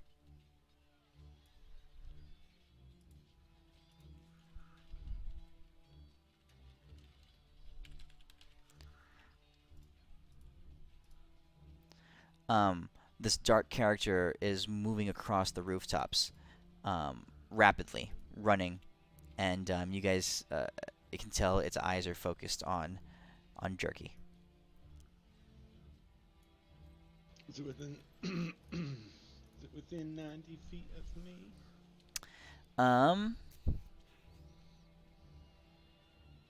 Yes, Oh, right at the edge of your range. I'm a hunter's marking and shoot his ass. Okay, so he's on the combat tracker. Oh, okay.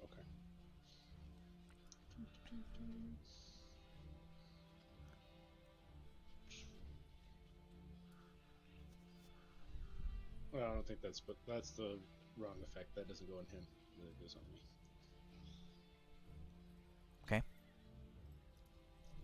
This isn't the one from the book, so it doesn't have the extra one. Let's see here. Whenever it's a spillage, it just does extra damage. Okay, just does extra damage. Well, let's see if I hit him first. Then the fun begins. That's a hit. Okay. So, is he a humanoid? Yes. Alright. So he takes that much damage plus that damage. Okay. So I'll just add it to him. Yeah, I don't have the thing for my favorite enemies humanoids, so they take a. Okay. Or wait, I take that back. I'm a liar. It's just plus 2 damage. I apologize. Got it. I thought it was a d6, but it's not. It's just All plus right. 2 Your damage. arrow whizzes through the air. You can tell it strikes him. His form blurs slightly, and when the blurring is stopped, he's closer, and you see a trail of blood flying through the air. He's wounded, but he's still coming. Not today, sunshine. I notched another arrow, and that's all I got for this round.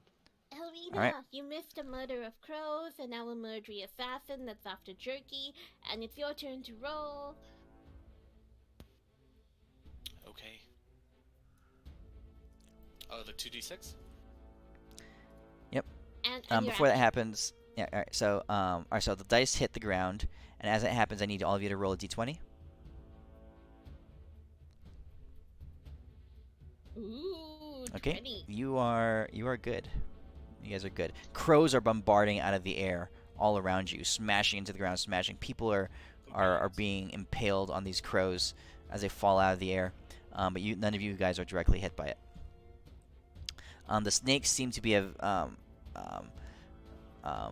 mostly beaten back for now, but the guards and the soldiers are starting to be distracted by the crows coming out of the air. So you can see that some snakes are beginning to break through again and run free. Screams again all around you. People running back and forth. We really no safe place to run to. Elwina, Yep. you were the Kraken, right? You. So you go 7, 6, 7. Okay.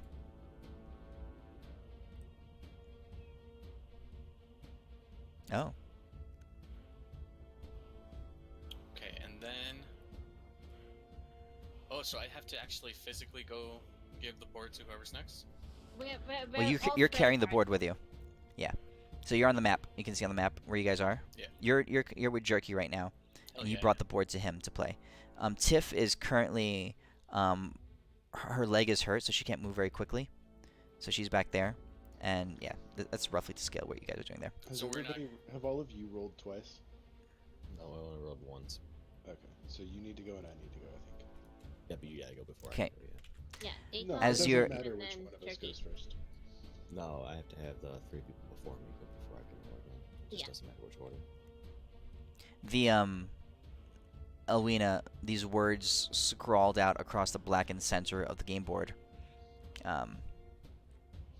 As the sky begins to turn dark, as clouds go overcast, and the wind begins to pick up all around you. You swear you feel some drops of rain touch down across your cheek and your arm. I do that slow-mo hair twirl thing, Uh and then, like start doing the slow-mo shower. You know, that Uh-huh. makes you look like a prostitute. huh. Uh, You flip your hair back, and you look up just in time to see a arrow come whizzing through the air, striking Jerky. Jerky is dead. Jerky I'm is like- dead. Elwina, I won't let it hit you. And I just dive in front of it, even though you guys all know it was directly aimed at me. Oh god. Oh! I crit and max damaged my roll. Wait, does it have poison? Is it a poisonous assassin ninja? Who's a crit? Oh no! I thought like perhaps you might be insta dead, but he's only dying, so yay. Yeah, I didn't. I mean, I'm the poison damage would come after. So here's the poison Oh damage. jeez. only dying pretty badly. as a poison damage. I'm dead. He's No, dead. He's It's dead. not quite double your damage, so you just have one. Oh, No, he was already it's wounded.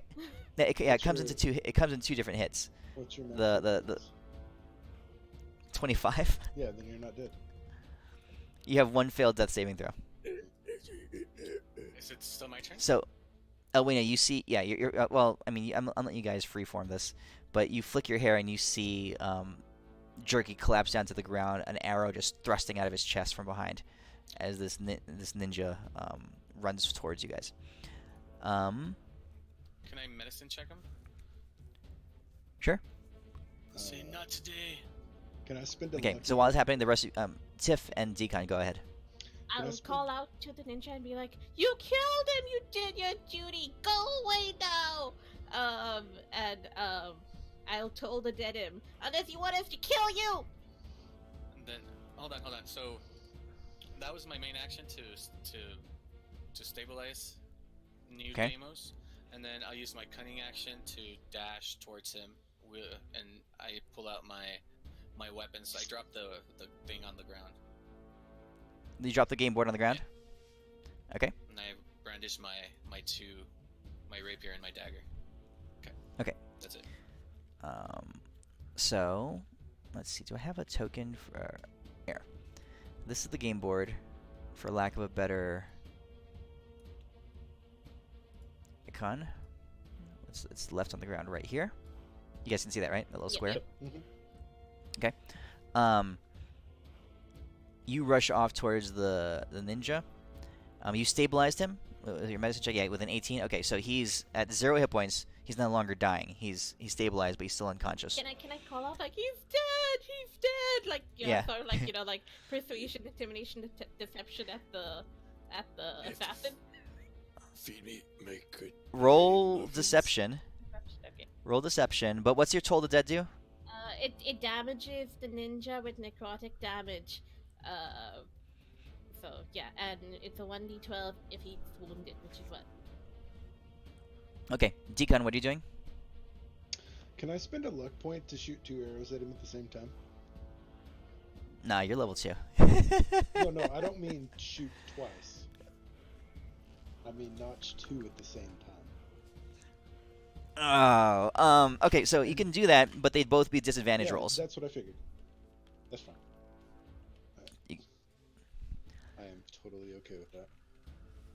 Let's see. Doc. Oh, and I'm also gonna move forward first.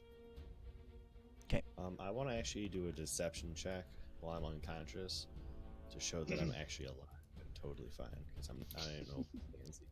Just don't pull that tampon that I put where the arrow was. It's making you not bleed out. Okay. Damn it! That made me thought I should have played Frog's Head. Hit with one, miss with the other. 'Kay. So that plus 2. Okay. Your arrow one of your arrows crunches into the ninja's chest. You can see his eyes are still focused on on Jerky's body. He's charging that direction. At this point, you guys notice the wind and the rain has really intensified. The sky is darkened. It's almost like it's nighttime. The crows are still bombarding out of the sky, but a lot of them begin to be swept away in these winds. As the winds suddenly are quickly ramping up to like hurricane force winds. Carts, the stuff on the ground is beginning to blow sideways. The water is beginning to pour down in huge torrential rain now. Lightning crackles across the sky, and you guys notice that the water is accumulating very quickly. You guys are standing in probably a half inch of water on the ground right now.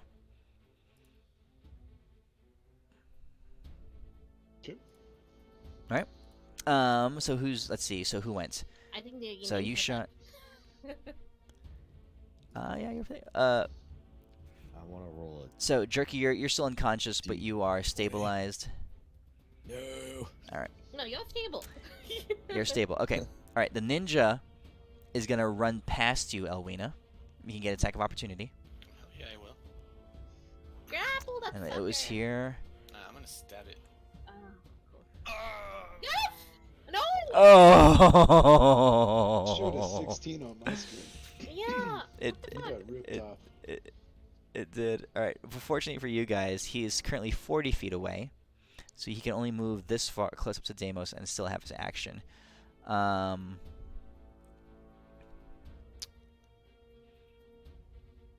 He pulls out his crossbow, fires it into the corpse or into the unconscious body. Disadvantage. Disadvantage. All right, here we go. All right, so this is disadvantage. Was that disadvantage? Okay, that's one. Here's the second one. No, I that was thought I clicked advantage disadvantage. disadvantage because Deimos is unconscious. That's correct. No, but the advantage from him being unconscious is negated by him being prone to a ranged attack. Exactly. It's the advantage disadvantage. So just a normal straight. roll. It's correct. Yeah, so it's correct as is, yeah. Okay.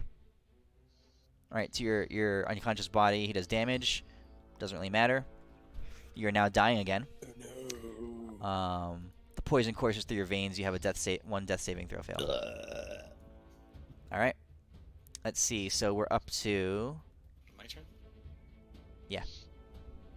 Yeah. I'm gonna go here, and I'm gonna go ham on him. I have a dual wielder. That doesn't add my my thingy to the attack, right? Yeah, no, it doesn't. No? Okay. You got the feet? No, you're only level 2. Oh, but you have the dual wielding feat, right? Yeah. Yeah, so you can add your strength It damage gives to your you +1 offhand. to your AC. You can do No, the the draw feat thingy. or the fighter thingy. Because the feat is you can Yeah. wield 2 rapiers. Yeah. The feat's different than the warrior ability. 2 weapon it? fighting? Are you done on 2 the- weapon fighting? No, I have dual wielder. That's right. You're right. That's right. He has dual wielder. Yeah, That's that what I'm gives you fighting. Okay. plus to your armor class. So that's right. That's correct. I don't add the +3. Yeah. Okay. Yeah. Damn. Did you hit him? So, all right, 1 damage. And you hit him twice? Yeah. Okay. Oh, he's really close. So I would probably move over here to get myself between Deimos and him. I told Okay, that as on you- him. All right, so Tiff, what does that look like? The bell tolls above his head, goes dong, dong. And as that happens, go ahead. Okay, go on. I healing word, jerky, and I get on his back saying, "Run, up!"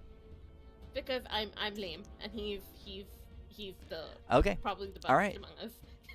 nice. You have healing word. You're a sorcerer, right? Favorite soul thingy, so I get cleric spells. Okay, As cool. a choice. So offense the can be ninja's something. rushing towards you. Elwina like slashes into him and like, places her she spins around him and she's standing in front of him. You know, her her chest puffed out, standing. You will not pass. Um, They could roll a dice. and you guys see in a crot like a phantom bell just ring over his head. As Tiff focuses her spell, the ninja stops and you can see blood pouring out of his ears, and his head cocks over to the side and he flops down to the ground. And as his head hits the ground, you guys look down and you realize that his head is actually submerged underwater as the water level is raising up.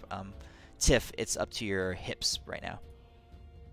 I'm totally trying to climb Jerky, who's I hope now standing. Okay. Yeah, I'll say that. Someone wrote the fucking Okay. text. This shithole of a game. Okay. I'm gonna start. looking Everyone roll around. perception checks. Yeah. For something that we can use as a floating mechanism, as a makeshift pirate boat. Awina, as you're looking around, you notice that the game board is floating away. They can grab it. It's your turn to roll. Sure, I'll move over and grab it. Okay, so you're sloshing through water. All right, so you have half movement speed here. Everyone roll a d20. So since the weather is vicious, the odds are, well, a 1 will do it. So Jerky, you wake up, and you're looking around, and a crow smashes into your chest. Dude, this is bullshit. Shield.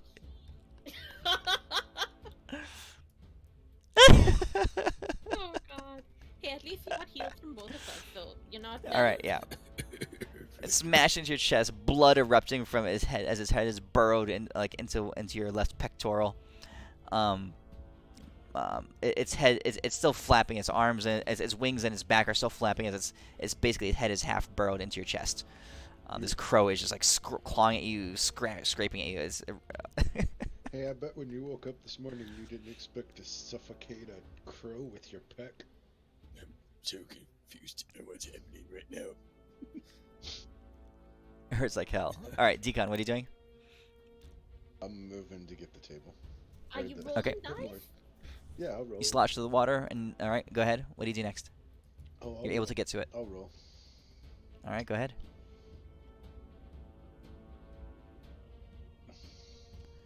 Let's see. You were the tree ant, right? Correct.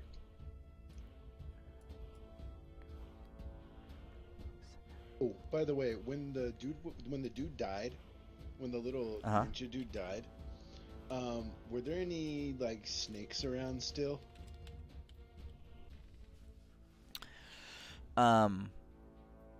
Yeah. Yeah, I mean the snakes are the non-aquatic snakes are dying right now. Okay. But you look around and there are definitely some aquatic snakes slithering through the water. So when the ninja died, if there was like some snake that looked like it was about to die, on the turn when I healed him, I used my bonus action to move my hunter's mark to a snake, and then each turn I'm just going to move it from snake to snake if it dies. Okay, so that's a bonus action every turn though. Yeah. Oh, Elwina, this is the name of the game. That's good. Is it in a mirror? Alright. Is it mirrored? I don't know. I'm just saying. Too bad we don't have Rinley here, because she probably saw this game when she was on vacation. The Fae probably have it as the It game. You know what? That's probably where Jumanji came from, was the Fae. Oh wow. Okay. This is kind of similar, so I'll skip this one. Oh. I'll also pick up the board too, by the way. Oh my god, you're a were-rat. As you pick it up, you see that the back of your hands is beginning to sprout fur, nasty black scraggly fur, and your hands begin to they're not like dexterous like normal. They begin to like almost arthritically crinkle in on themselves. Cool. Good thing I am completely covered. Okay. So that was his turn. So this is Jerky and Elwina. I think you guys are up next. The water is rising, by the way. Tiff is currently up past your belly button. Okay, Oh, I'm yeah. going I to got have her a on my word with back. you. Oh yay! Okay, then never mind. Our Okay. healing word, Alright. jerky. Yes. It seems like bad stuff happens to Jerky. So everybody's did we rolled see any, twice like- now, right? Do you no, I'm gonna go, I gotta go I think next. so. Yeah. Oh yeah. Jerky hasn't. So Well- yeah, I'll go grab the board. But do we see like anything that's floatable? Roll a d20. Okay, not in immediate reach. You do look down and you see moving through the water an aquatic snake slithering in your direction. Nope. Nope. All right, the snake is pretty close. It is like right here. So you're moving towards the board. Go ahead. You can move yourself on the map. All right, I'll take a whack at it as I'm moving towards the board. Okay. So the snake is like close by. Oh, that's go ahead and roll. Yeah, you decapitate it as you're passing Woohoo! by. All right, and then I'll like use my bonus action type of like swing thing that I get for free attack to like use as an oar to push myself even closer to Okay. this board to quickly roll the Sure. dice. Just like dice roll. All right, you look up, and as you pass by, you catch a whiff of Decon, and he smells rank, like garbage and um, yeah, just like rough, scruffy, unwashed. I mean, and you can see his fur sprouting out from underneath his neck collar thing, and he's hunched over in like a kind of feral position. This is why you always like stay away from everybody. It understands. I get it. Shut up and roll the dice. Oh, I just did. oh, you were the this Quaddle? water might be a good thing for you. Are you the Quaddle? Yes. What is it? 77 years of black rage and his death. Okay. No, what it means is the game's almost over because you've almost won. You say that now, and then there's an earthquake, and the game goes down a fault line.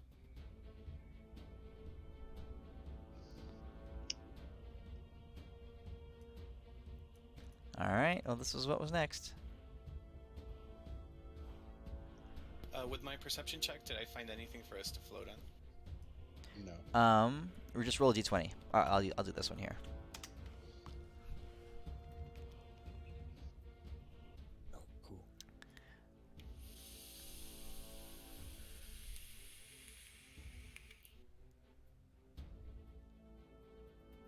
Okay, so Elwina, you find a fairly large, like, this would have been the base of a cart, like an ox cart or something. It had been broken when a crow hit it, but the bed of it is very much intact. And now that the water is rolling, it's lifted up and it's begun to float. Sweet. Where's it at? Actually, it's coming kind of nearby you, so we'll call it. Oops. Like right there. Cool. The water's high enough. Not high enough that Yeah, I but- can't move through it, but high enough for this Correct. thing to float, right? Correct. So we're talking about 2 feet now Okay. of water. Can I drag it over to where the group is? Okay.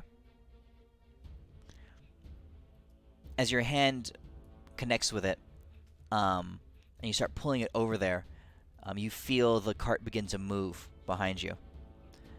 And you look back at this weird thing, and the cart is actually now floating above the water in the air, and just looming over you. And it spins around, and one of its protruding axles takes a crack at you. And you look, and the rest of you guys see this wagon attacking Elwina. You look around, and there's other objects in the area that have begun to animate. You've got an apple basket over here. You've got over here. You've got a horse's like saddle over here. They're floating above the water, almost as if come to life, and they're attacking all around. They're attacking crows, they're attacking snakes, and people all around. Now, people are beginning to scream. I mean, like, the water is built up enough. These floating snakes are biting people underneath the water. Some are submerging and dying. Some people can't swim. They're sucked underneath currents as the water is beginning to have a fairly decent push to it now. There's a current moving. You see people being sucked into different alleyways and stuff. The flow of this is getting pretty dire. So let's see here. This thing, let me check out the animate object spell.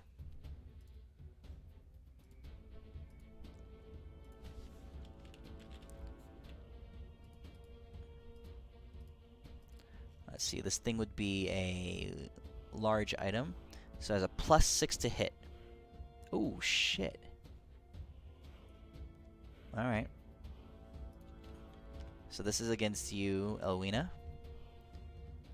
19 to hit. Okay, that hits. Oh, jeez. Okay.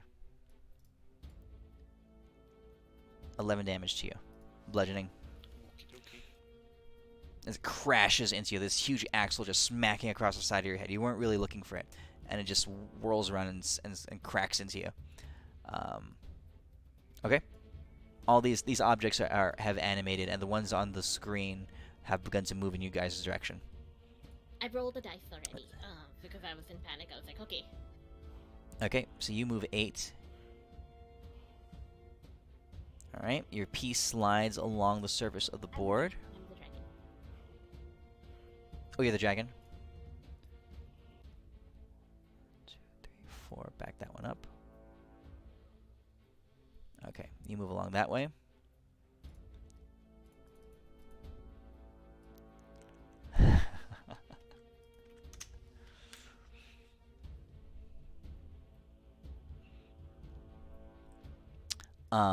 As these random apple carts and baskets and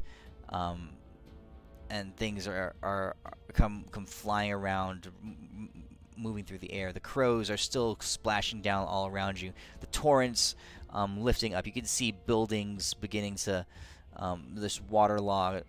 A bolt of lightning strikes in and it sets a building afire. It's burning still, even though the water is beginning to quench it as quick as it burns. Snakes still biting people all around you. The roar of the hurricane seems to intensify, and as it intensifies, it sounds like it is taking on a life of its own, more so than any natural hurricane should have. And you see that ahead somewhere, a decent ways away from you, we'll call it 200 feet off to the northeast, a creature begins to emerge from underneath the water. I suppose it's a Baylor.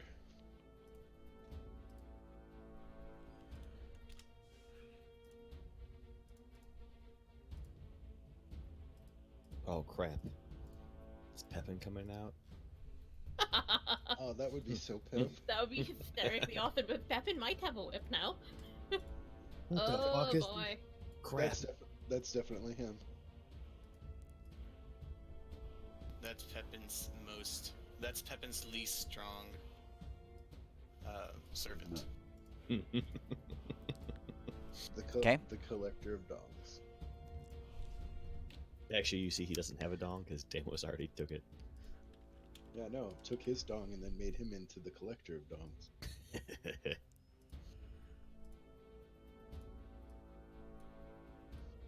So whoever made this board is a jerk. Okay. Roaring out, flaming whip cracking, wings spanning the. I like this picture a lot better than the normal D&D picture. Yeah, that's kind of cool. Actually, there's like a cool book which has like variants of like the larger demon classes. There's a couple different cool Baylors. Dude, I'm so excited for some of the things I'm doing in the next campaign story. Like, you should see this map that I made. It's pretty sick. Oh, damn. I think it's sick. I'll show. I mean, you guys can see it next week when I show it to you. But, yeah, I'm excited for it. Okay. So the Baylor is pissed and has targeted you guys, of course. And Elmina's totally rolled as I hold a board for her. And I am. 1 second. I think Alina makes it to the end. She's only No, got she's- 2, 4, 6, 8, 9 squares to go. No, Elmina's a Kraken. Oh, she's a Kraken? Yeah. Oh, 2, 4, 6.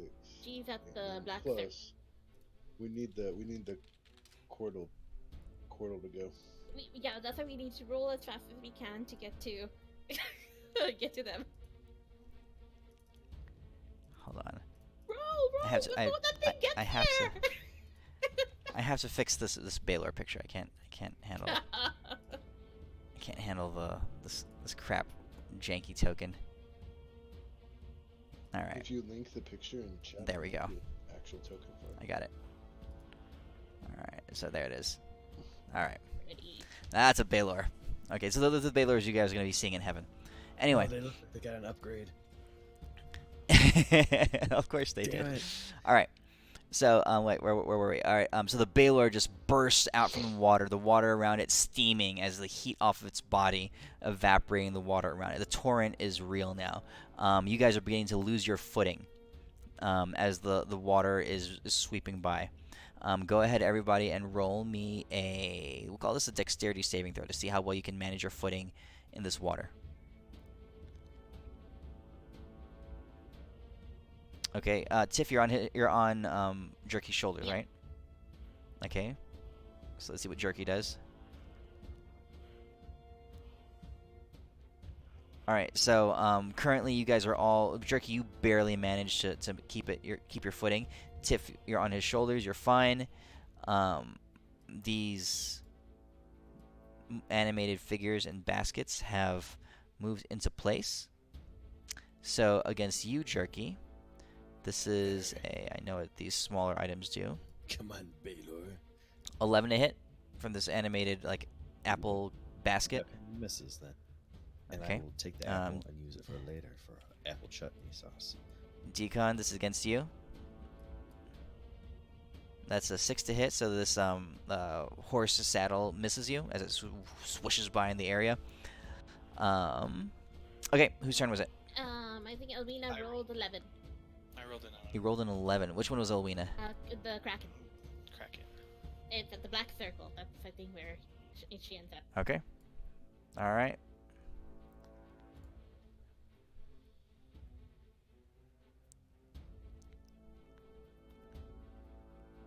Huh.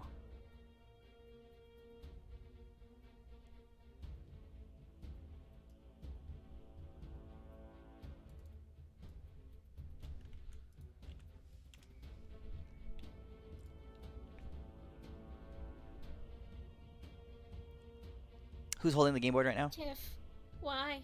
Make a dexterity check. I am using favored by the god, which gives me a plus 2d4 just in case. Okay. 20? All right. The game board sprouts wings and begins to flap off. You barely manage to hold on to it. My God. It's strong enough that it's beginning to lift you off of Jerky's shoulders, though. I squeezed Jerky's head with my thighs. I can definitely tell that mining wasn't the only job that Tiff had, as she's like totally picking Jerky out. These are some strong guys. Oh no. Jerky, Tiff is 12 years old. What are you implying? I don't even know what you goblins do. I'm just trying to be a baker. I joined this for the sweets and the carbs.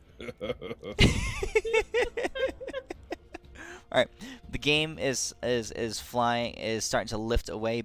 Tiff, you're at this moment barely managing to hold on to it. It is up in the air above your head, and you're seeing on Jerky's shoulder. So it's literally like,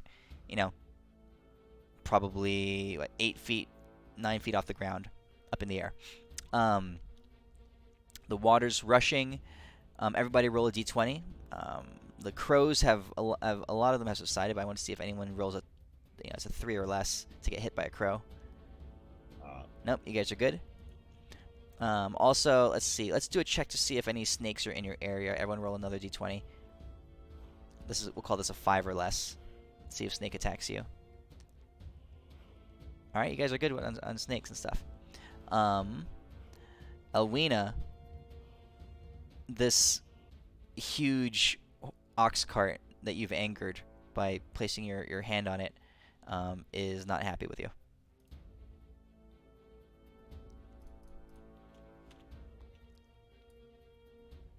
$13 to hit against you? No, that misses. All right. It swings again. You manage to duck underneath it. The Baylor lifts up into the air and flies in your direction. The Baylor, as it comes roaring over the surface of the water, you can feel the heat just radiating off of it. It has this aura of just sheer fire just rolling off of it. Its arms, its eyes, and its skin both flame and shadow. Its whip just cracking through the air. It is going to make a. Oh, from this range, you can only make a whip attack. It will attack. Where did you? Who summoned it? Who did the roll that called the Baylor out? It was Tiff, wasn't it?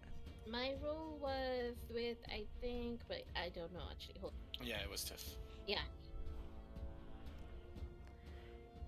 Let me see. All right, Tiff, you are out of range. This is a. Nope, 30 feet. It's a 30-foot range on this whip attack.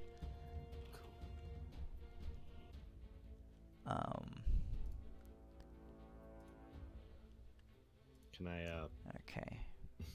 grab the board and Can you throw what? it in the way of the whip? Yeah, can I use the board as a shield Nice. since I'm grabbing onto Yeah, that's what it? I'm thinking. I'll let you make a I figure the board A is dexterity- stronger than the Baylor. dexterity check as a reaction as this attack comes in. Yeah, no, Plus- that's hitting.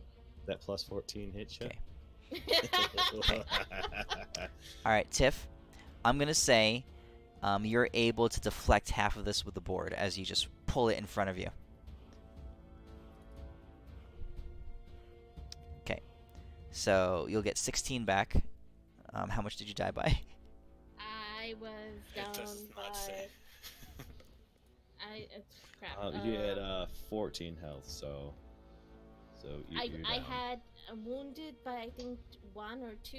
I think I don't know 5. Okay, yeah. So it would have been 15 damage to you. Okay, yeah, I'm So- down. I'm unconscious. Yeah, this lash of fire and this massive whip cracks through the air. You guys can hear it reverberating through the world around I you. have a And question. flame just lashed out. I grabbed the Yes? board. Like, I grab it. You're like pulling it down in front of you, right? Yeah, like does the board do anything back at the Baylor because it's angry at the Baylor? The board's trying to fly away. Oh no, I mean like in defense, like I'm assuming like if anyone tried to destroy the board, it would be very unhappy. Like with maybe backlash. Okay. Yeah, that's a reasonable argument. The whip. So as the whip cracks into the board, the two things happen. One, you get blasted off of Jerky's shoulder, so Makes you get sense. splashed in the water over here. Okay. The board. The board reacts. It lashes back. The Baylor, like the whip, just disintegrates in the Baylor's hand. You can see it recoil as its hand. His hand is singed. You look at its right hand, and it's completely burnt to a crisp and like contracted in on itself. Its right hand is no longer usable, and its whip is gone. What type of insane board is this, guys? The board is flying. Is trying to fly away. As a reaction, like if the board was probably really, really, really close to me, would I be able to try? It is. All right, you're gonna jump up and try to grab the Well, board. She was, it was on my shoulders, so I was getting carried up with the board. So when she pulled it down, Okay, like so- it wasn't. All right, so this is a roll sleight of hand to see if you can snag onto the board. Snag the I'm board. gonna try to do the thing that all the guys. We'll call this a to, DC 13. Guys, I have fat hands. The board flutters off up into the air. All right. Let's see. I think it's Elwina and Decon. What kind of wings does it have? Wait, how many times has everybody rolled so far? Call them bat wings. Bat wings. Okay. I haven't been keeping track of whose Oh, turn it I've is only- next. They come snake. Well, Yeah, I've only rolled twice so Sure. far. So Yeah, the treant. Yeah. 5, 10, 15. Did the snake, the one that had Hunter's Mark, happen to die? No, we'll call it still alive. Okay. I'm gonna shoot the wing. Okay. It's Not, fairly low AC. not the board, the wing. Okay. Let's see here.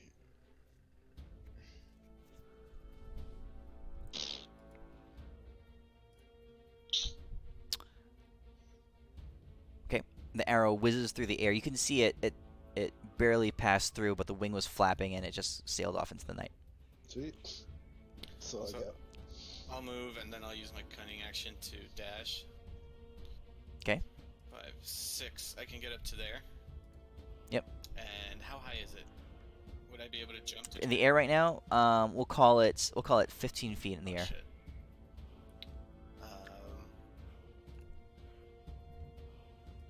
As I'm Wait, what? You can do is like a I mean, wait, Like a what are you jump doing? swipe. You trying to hit it out of the air? You trying to grab I'm onto trying it? to grab it. So this place was full of like rubble and stuff like that. Let's roll a d20 to see if there's something that you can. Would I be able to You take can my stand underneath turn water. along with her to try to like Sure, like, sure. Yeah, you hoist have your throw turn. her up as she jumps off of me?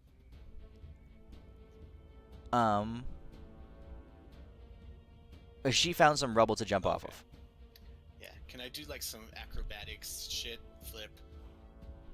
Catch the board. Yeah, totally. And then try to sit on it. Okay. You do a Xena Warrior Princess in the air. A somersault in the air. You grab onto the board, and you splash down back into the water. As you've lost your footing in the water and begin to float away, you do find that you are surprisingly buoyant.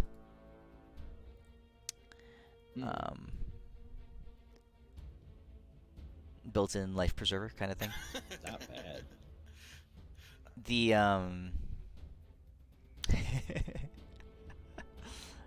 Tiff, roll a. This would be a death saving throw. You're underwater. Oh! Splashing back up to the surface with 1 hit point. 1 hit point. She's a zombie. I throw a spear at her.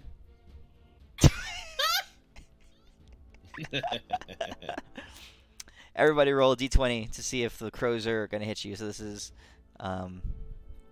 This is oh, under it's three, right? holy shit! Yes. Phew, that's good. I'll roll for Deacon. He's fine. All right, so now it's a 2 or less. No, the snakes are 5 or less because they're still up and about. Snakes now. Yeah. Okay, you're fine. I'll roll for Deacon. He's fine. Okay. The water is risen now. Tiff, you're barely keeping your head above water. You're on your tiptoes, and you're barely keeping your head above water. Actually, how tall are you? You're pretty short, right? I'm super short, which is why I think I'm right All now right. swimming. Can you swim? Uh, Can a minor goblin swim? none of us have some speed, so I assume it's like half movement to swim. Now, I'm wondering if a goblin child who spent its entire life mining knows how to swim, Oh, I have no or if you're idea. drowning. I think you're I drowning. think I I'm think like you. grabbing onto some rubble so- that might be floating and trying to keep my head above water. Okay, let's call it that. You begin to drift away. Let's say the current is taking you off in this direction. Alright. All right. You have no power to move on your own. Jerky Daikon roll! I think the Baylor will chase me! Yeah, the Baylor lifts up into the air. Its eyes are set on you, flapping its wings.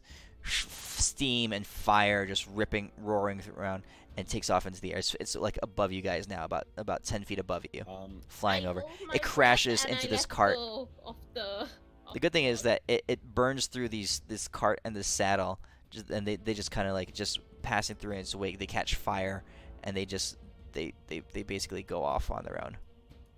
I throw up an extra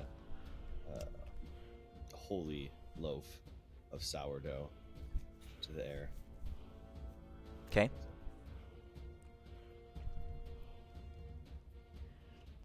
But we should really just roll something on this board real fast. Fuck. Well, I think it's Deacon's turn. He's the only one who can roll it. Yeah, he's got to go before I can go. Yeah. And I've noticed everybody who has to roll goes BRB right before they roll, which makes it worse. I'm gonna say on his turn. He's able to run up to it. Okay. I'll roll for him. He was the treant, right? Mhm. Okay. The treant moves into position. Next one on the board. Jerky, go! Oh. I save you. I'll save you, little goblin girl. I'm very confused.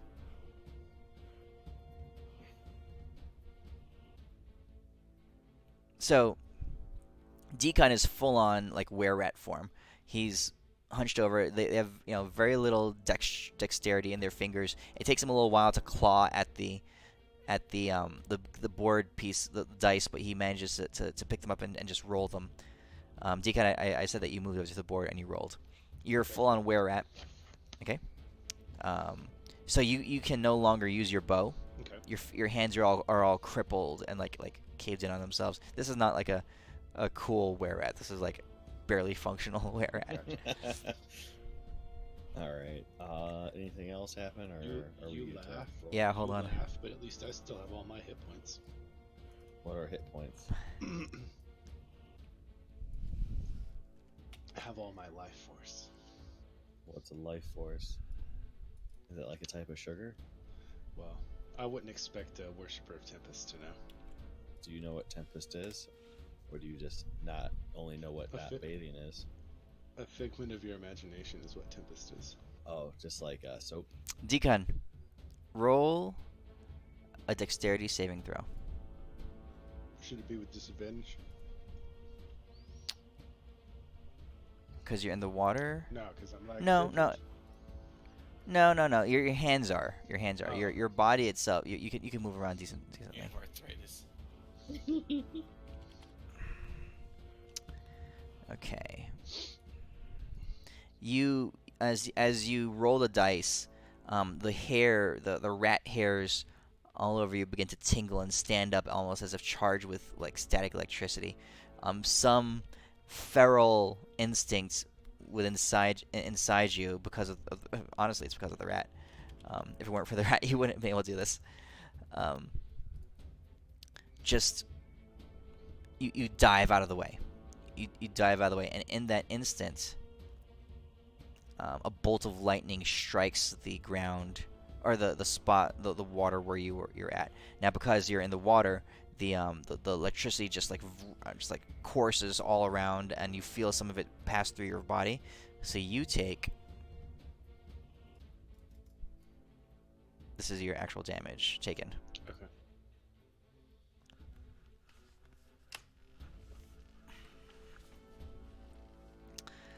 All right.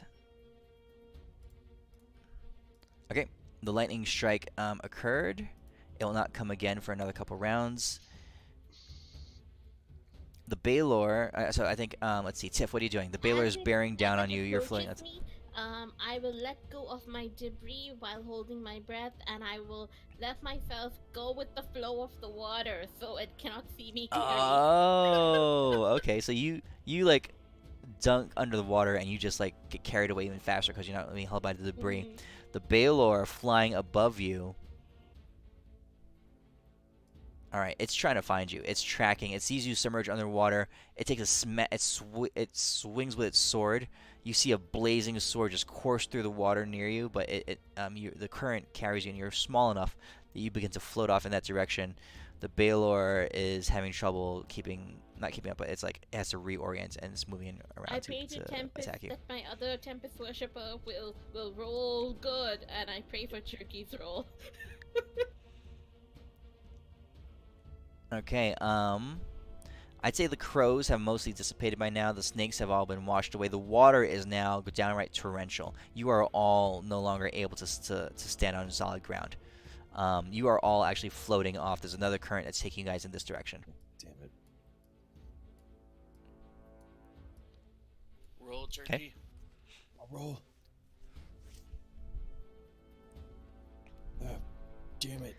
Which one are you? Waddle. Quarto. So close. And the funny thing is, I'm next. Fuck. Your as your dice hit the ground, hit the board, you see some words appear in the middle of the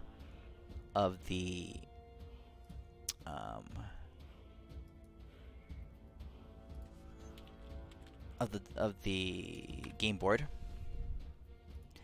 and you look down, and you look in your hand, and you see. This is what appears on the game board, and you see a small, thin stack of cards in your hand. Draw from them! You're compelled to draw a card. I will draw all of them at the same time. All right. Yep. I will draw a card. Like, this third one to the left seems like a good card. Alrighty. Let's see here. How many cards are there? Is there a... I'm trying to figure out how this works in Fantasy Grounds. So there's no table. I have to actually look at this list. I will. I have a. Are there any cards missing from this, or do they all have? Oh, they're all there. Okay, so roll 1d20. Yeah. There's more than 20 cards. It's 20. and I think There's 1, 2, 3, 4, 5, 6, I think. 18, 19, 20. There's 22. Can you roll a d22? Is it what? Slash what? Slash die 1d22.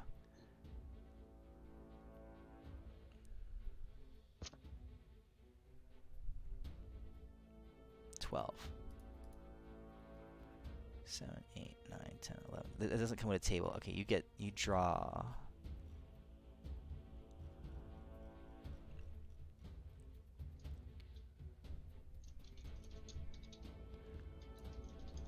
Oh. It's 12. I brought the harbinger of death. We're all dead again. You draw the void. What? A black card. Oh. A black card. That's 12? Just a circle of darkness. Draws up in your hand. Your soul is drawn from your body and contained in an object in a place of the DM's choice. One or more powerful beings guard the place.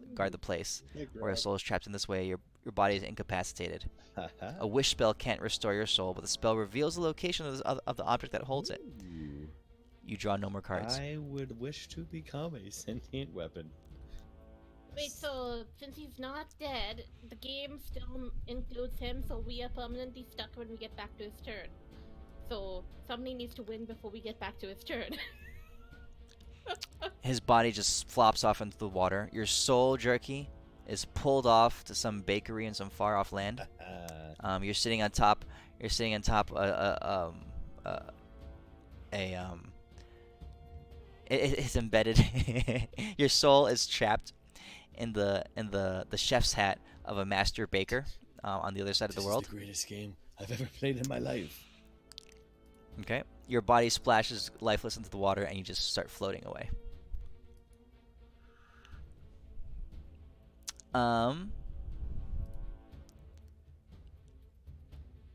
Who's next?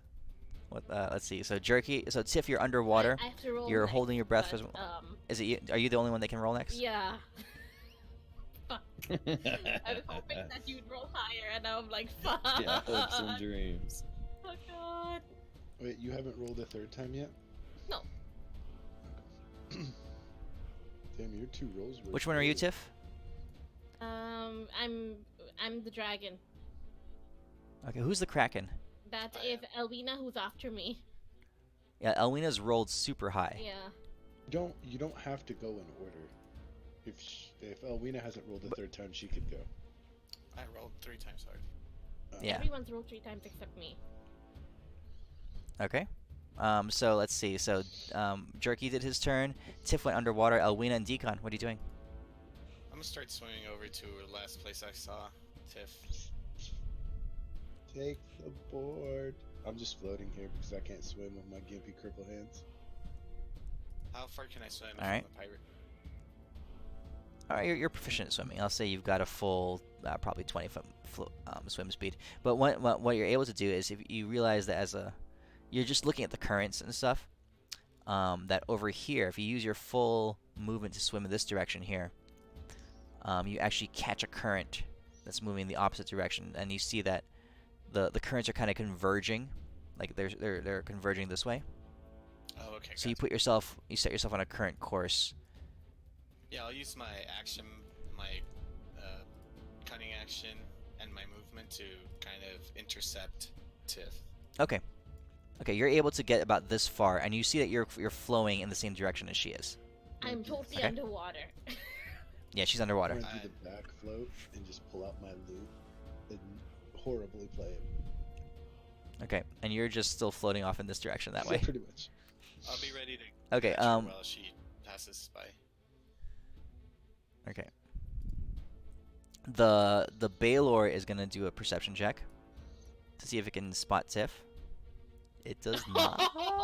Does it go in the Yeah. opposite direction with that one? The Baylor is flying off this way. All right. Decon, you are kind of floating around still. Elwina, you get into a spot and you wait for Tiff's body to come flowing your direction. So being a sailor, you're accustomed to being underwater, in the water and stuff, and you manage to grapple onto some debris, holding the game board with you, and you're waiting there. It's gonna take another round for Tiff to get to where you are. Decon, roll. So I'll have everyone roll one more time. The flute This will sounds be a combined terrible. snake and murder of crows check. Just want to see if anyone gets like a 2 or less. Okay, you guys are fine. Jerky's body is now underwater and it is now just floating off to sea. Yeah, off actually in the same direction that you guys are floating together. The water is about the height of a one-story house now. It is just the you look around and the city is in ruins. Lightning striking everywhere. The water has crumbled buildings. The wind has been beating down. The crows have weakened structures, and there's snippets of people. This was a city of 70,000 people now. But now you see people hanging onto rooftops, climbing up on roofs, being pecked apart by crows, snakes still swimming in the waters, biting and crushing, constricting around people. All around you, death and dismemberment and agony. Is Jerky? The Baylor is. Oh no, he's kind of half sunk. Oh, okay. The Baylor is doing low swoops over the city, looking for Tiff's body, for Tiff. Things occasionally catching fire as it passes by.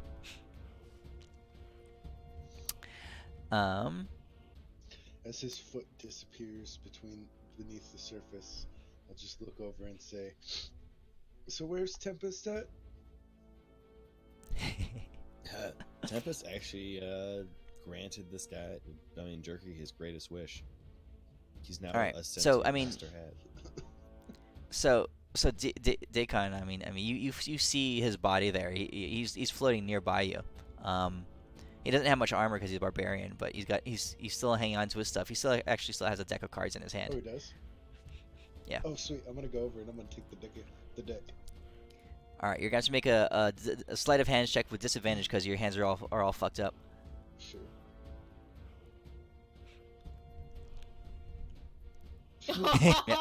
You're scrambling at the cards, but you can't quite get them out.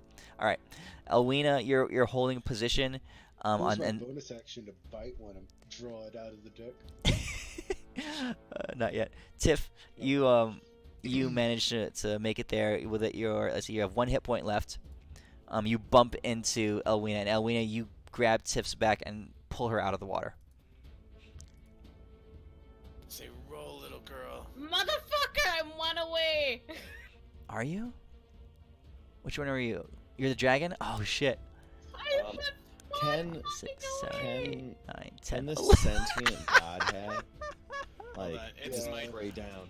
I'm after her, so Alright, as hold soon as she rolls, I'll roll. Hold on. Let me do this thing here. So, God. Oh no. And then I hand Elwina the dice because I don't trust. I swear to God, this was the next one.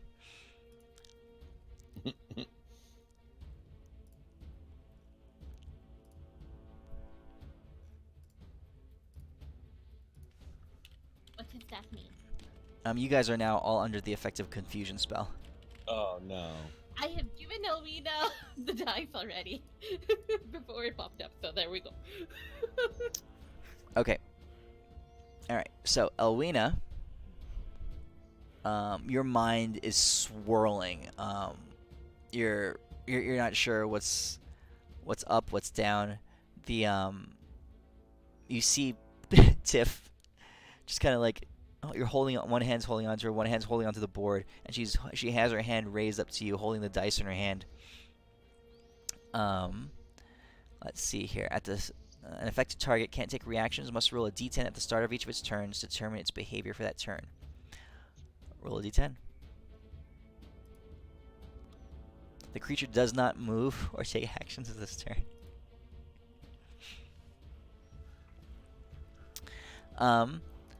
You're sitting there, like holding on to this. You know, your legs planted in place on this rubble. You're holding onto the board. You're holding onto Tiff, and you're just looking at her hand as she's holding the dice up to you, and you're not quite sure what to make of it. Okay. Yeah, what the fuck? Who are you? What am I doing? Who am I? Ooh, are those my boobs? Decon, roll a d10. Do I roll a wisdom save or anything at the end? At the end of your turns, you make a wisdom saving throw. Go ahead and make a wisdom saving throw. We'll call this a DC 12. You guys are low level. No, you're good. All right. A 6, you don't take any actions or turns. You can make a wisdom saving throw. All right, you are no longer confused. Next turn, you can move. Tiff, you have 1 hit point. You're holding the dice up on your turn. Make a roll a d10. Okay, so that you can move as. I take the dice and I put it into Elwina's mouth. Hold on. Is that what it says? Yeah. Yeah? Oh, crap. 2 to 6 is nothing. You don't do anything. Shoot. Okay. And then wisdom save. Yeah. You are fine. You're no longer confused. All right. At the beginning of your turn, let's see here. Decon, in your confused state, another bolt of lightning comes streaking down from the heavens, and confused, remember? Oh yeah, I'm no longer confused, but you're staying there. Go ahead and make a dexterity saving throw. Would it be disadvantaged since I'm floating in the water? No, you're kind of near. I'll let you kick off of Jerky's body. Oh, crap. Actually, I was gonna ask, can I make a perception check to see if I see it coming? And if I do, I wanna pull his body and use it as a shield to brunt the impact. All right, so you feel your hair tingling again. You're familiar with the sensation. All right, so you're gonna duck under Jerky's body. Yeah. Oh, and pull him above me. Or you could trying, do that right? with another piece of debris that's floating rather Nope. than your companion's body. Nope. His body will absorb more of the energy from the lightning bolt than if All right. You duck under his body. The lightning blast comes in, and it like chars Jerky's body. You see black singe. His body begins to convulse as the electrical current goes through and activates all his neurons, and his muscle begins to fire. He seizes up in front of you. His back catches fire. The heat generator is so intense that it actually splits his back open. And chunks of him go flying out. Full of semen. Chunks of him go flying, splattering all over the area. You take a much reduced version of the damage. If it's more than I'm out. Okay. That was six- meant to be 6 damage. Yeah, 6 points. 6 points of damage. Actually, you know what? Just for the hell of it, well, I'll make that. I'll put you down to 1 hit point because I kind of want to see what happens. You slide Is the out. deck okay? The deck is still in his hand. As he was flailing and stuff, his hand released the deck. The deck doesn't fall apart into individual cards. It holds together as a unit. It's now Can I floating see in the it? water next to you. Oh yeah, totally picking that shit up. Elwina's turn. Elwina, roll a d10 for in your confused state. You're confused. You can't move. Go ahead and make a save. God um, damn it. Tiff, It's your turn. What are you doing? I put the dice in Alwina's mouth, I shake her head, and then I make her drop the dice by putting her head forward. Dude, that's so Like cool. a dice throw machine. I was actually gonna bring him over, tell you guys to come over and stick him in his hand and make him roll them. If you kept being confused. Okay. So You does push him that in her count? mouth. You shake her. You roll her head around, and you tip her head forward, and you pull her mouth open to. Um, Because yeah. I'm not cheating. It's really her rolling it in her mouth. Didn't they have to do something like that with Jumanji because They someone did, got like they paralyzed did. or something? I Yeah. think so. I think they Yeah. did. Yeah. Um, I was gonna say you could like slip it between her And my tits and boobs. just yeah and just like I spread them wanted and to just drop them flip out. down her shirt, and I was like, maybe we'd never find the dice again. So I figured the mouth was safer. All right. So the Kraken moves to the center of the ring.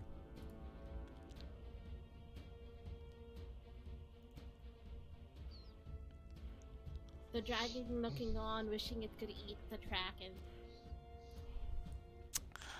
As the Kraken moves to the center of the ring, um,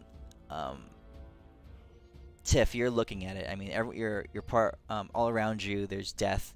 Um, Elwina is completely non-responsive, just her mind far, far away. Um, you look down and you see Elwina's token move to the center, and it just embeds itself into the board, and just sinks into the board. Um, and your mind just follows it, your eyes follow it, and as you're staring at this thing, you see some pattern begin to emerge in the blackness and the darkness, and your eyes are so transfixed by this that it's like you fail your ears no longer register The the Baylor coming roaring for me.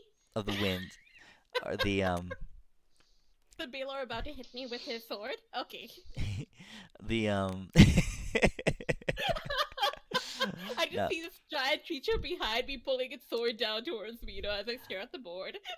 your ears no longer register the roaring of the wind or the striking of lightning or the screams of the thousands of people around you. You're just looking at this pattern, this beautiful pattern that's emerging in the board, and everything else really just kind of fades away. And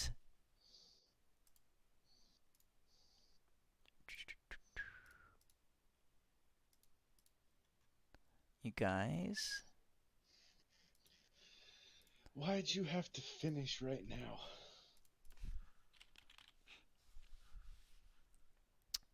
That's what she said. I was about to get to do the one thing every D&D character dreams about doing in a campaign. Jerky already did, and he got voided. It was great. No, He totally exactly. recommends The it. void 10 out card of 10. the void card doesn't go back into the deck, so I could draw the entire deck. Sure. Yeah. Where is my fucking? And you just took the deck away from me. Mm-hmm. Yay! Well, you have to understand that jerky is now a magical item. Yeah. No, because when the game gets completed, it undoes. You find all yourselves sitting around the game board in the middle of Westfane, and Elgar standing in there. Was it fun? Did you have fun? Oh, I so hope you had fun. It was it's such an exciting game. The amazing things that can happen. I'm so glad you were able to play with me. I grabbed the ring. I shoot him in the ring. face. Was there a nice version of the game, or did you give us the one where we just do all the bad stuff? So the ring is yours. I missed the ring and I fall over. It clatters down to the ground. You're on the ground trying to pick it up. Deacon, are you actually shooting him in the face? No, because technically, since I see Jerky's there, do we all look unharmed now? Where would You that are in be? the middle of West Fane Square. You look up and you see the people around you. Everything is back to normal. You are completely whole. Is, The world around is completely whole. is the dude at the stall that got wrapped up by the boa standing there perfectly fine where he was? Yeah, he's hitting on a chick. Also standing at the You, stall trying little to buy some man, apples. are one lucky little man, and I pick up the board and I say, "You're never getting this back, you asshole." He looks at you, and there's a twinkle of gold in his eyes. He You says, probably have copies. Wait a second. he says, I Wait a am second. lucky. I know I'm lucky. So lucky to be able to play with you. You didn't play with us, you ass. You Well, spectated. he says, he bows and says, we have to be able to, you know, because some, Uh-huh. he says, he pauses for a second. He says, no harm was done. I had my fun. Yeah. You wouldn't Um, begrudge me my entertainment, would you? You could have been a little more specific about the kind of fun we were having. It and would have I'll been be. more fun if we had known we weren't, gonna like, get torn to shreds by demons from like the 50th circle of hell, He's, you know? oh, come off it. He says, things have been so dire where I come from anyway. He says, I just wanted to have a bit of play. Oh, thank Where you, you sir. from? That was fun. Hold on. Can I shake your hand? I so everybody looks completely Hmm? normal. Like we're the only ones that remember anything that happened. None of the town looks affected at all. Correct. Okay. He says, just a bit of innocent fun. I swore a long time ago that I would not be up to no longer any mischief that caused permanent harm. Where That's you nice. from? Hmm? Because we don't want to. I I suppose think I'll I. let you have it back, and I'll hand him back his board. Oh, so kind of you. He I think I've smiles. seen this guy before. He says, oh, I don't know. Many people have seen me. I go by many names, after all. Me too. I give him I shake out my hand. I'm like, my name's Asmodeus, and these are my guys. We're gonna kill you, Glitter Gold. You son of a bitch. He jumps up. He stands up. Got you good, you son of a He bitch. stands up. He, he says, "Oh!" He stands up and he starts bouncing around. Um, he says, um, he says, "Oh, you humans are always too clever for your own good." But Ticklish. he pirouettes away and he bows. He says, um, uh, pleased to have met you. Um, Praise you Tempest. truly were some of the greater, more entertaining mortals to be able to spend my time with. And he bows, and as he does, he says, "Elgar, some call me, or Garl, Garl, Garl Glittergold." And he bows. He says, a bit of a god of mischief I am. Ah, kind of banished from the heavens, kind of big, lots of fuckery happening up there. So I had to entertain myself with what's going on here. You're in this pamphlet right here. Oh, nonsense. Anyway, thanks for your time. Even he thinks you're nonsense. He says, I just warn you. He says, keep a tight lip on things. Yes. What's going on up there is sure to have consequences down here. It's not over for you yet. Cheerio. He winks, and he Cheerio. and he begins to vanish in a shower of sparkles. Bye. Hope we never see you again. Yeah, just don't get hit by a car too hard. Card, Okay. ship, God. So, you guys are on the material plane, and the world is different. In the last year, since the Great War, um, that ended all wars, the final battle, in which God smote the earth and left the great chasm. They used to be the country of Rapnesh, now is a chasm in the ground, and uh, some tell tales of the depths of this crater that goes down to the center of the earth, and of all kinds of horrible monsters that exist down below. The splintering of the world and the peoples and the nations has really begun a new era for mortals on this realm. The gods have been erratic, non-responsive, even less so than before the Great War. Yeah. Glitter Gold has fled the heavens. He was one of the few gods who could pass through the veil.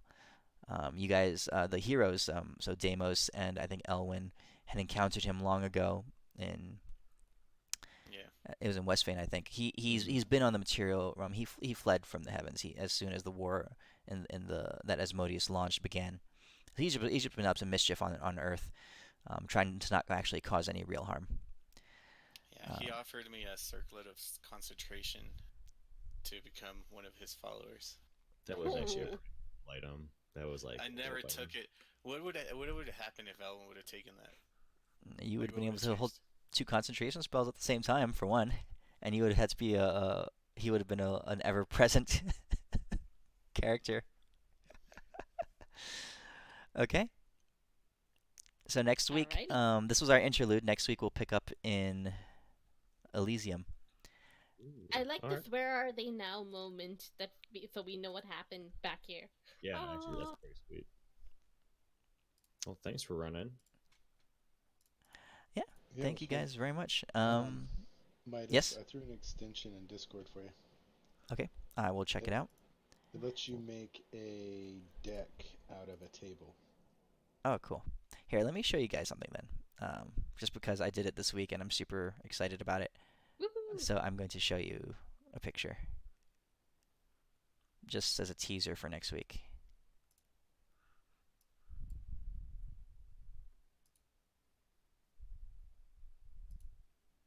Do, do, do, do.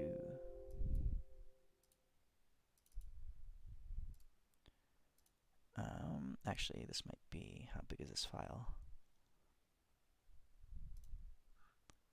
Okay, not too big.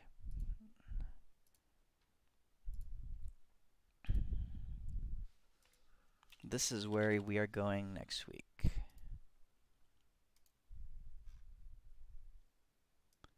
Oh, I had another image in there. Well, it's not going to be that image.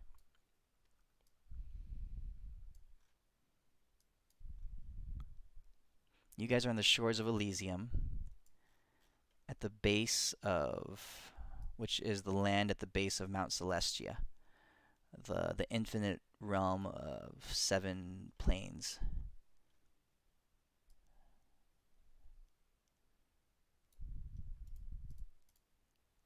Here we go.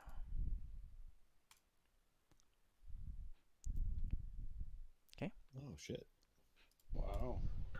That is so cool. What'd you make that with? Photoshop. Nice. That's That pretty is fucking sick. awesome. Yeah, that is pretty sick. Okay. So So, we are down on the ground, like at Elysium, where it says Elysium. yeah, you washed up on the shores of Elysium, and Oh, this is the realm of the gods. The Mount Celestia. There's 7 realms, all on as part of an infinite mountain. The base plane is Lunia, then Solaris, and up all the way up to the top. The very top is So, Coroneus. So So, it's a oh wow. fight up. So we're like right there. you're just somewhere. Somewhere on the outside somewhere. Yeah, you wash up on the shore somewhere. I'm not exactly sure yet. But yeah, Nice. there's 7 planes here, and so just out of comparison, like this is about the size of Tandesh. Oh shit. Okay. Like that mountain, is there like stuff like for the mountain like that plane? Is it like there's stuff? Is like You the see circles each the split, plane, or... right, is a new plane. Okay. So as you travel upwards, like Lunia is a whole plane. so we It's can't as the actually mountain is split. see fair. Lunia or above. We can only see Elysium at this point. We don't see this tower. Oh no, you in see the the mountain. distance. You absolutely see the mountain towering Oh, over the okay. whole land. Yeah, yeah. Okay. But as you travel upwards, you travel into Lunia, and this whole this level plane in here basically is a whole nother realm. Okay, that's what I figured. Yeah, Okay. and then as you travel through there, you have to make. You can again once you are able to find passage up, you can travel up through Solaria and climb the mountain and go to the next realm. Okay. You gotta find the boss. Woohoo! Gotta find the boss to open the door to the next floor. Mm-hmm. All All right. right. Well, thanks again. So, That's actually a pretty sweet map. I It cannot is. wait. Woo! all right. That map is really nice. It is Right. gorgeous. I'll All see right, you guys. again. Take Yeah, care. I Night appreciate night. it. See you. See you next week. Good night.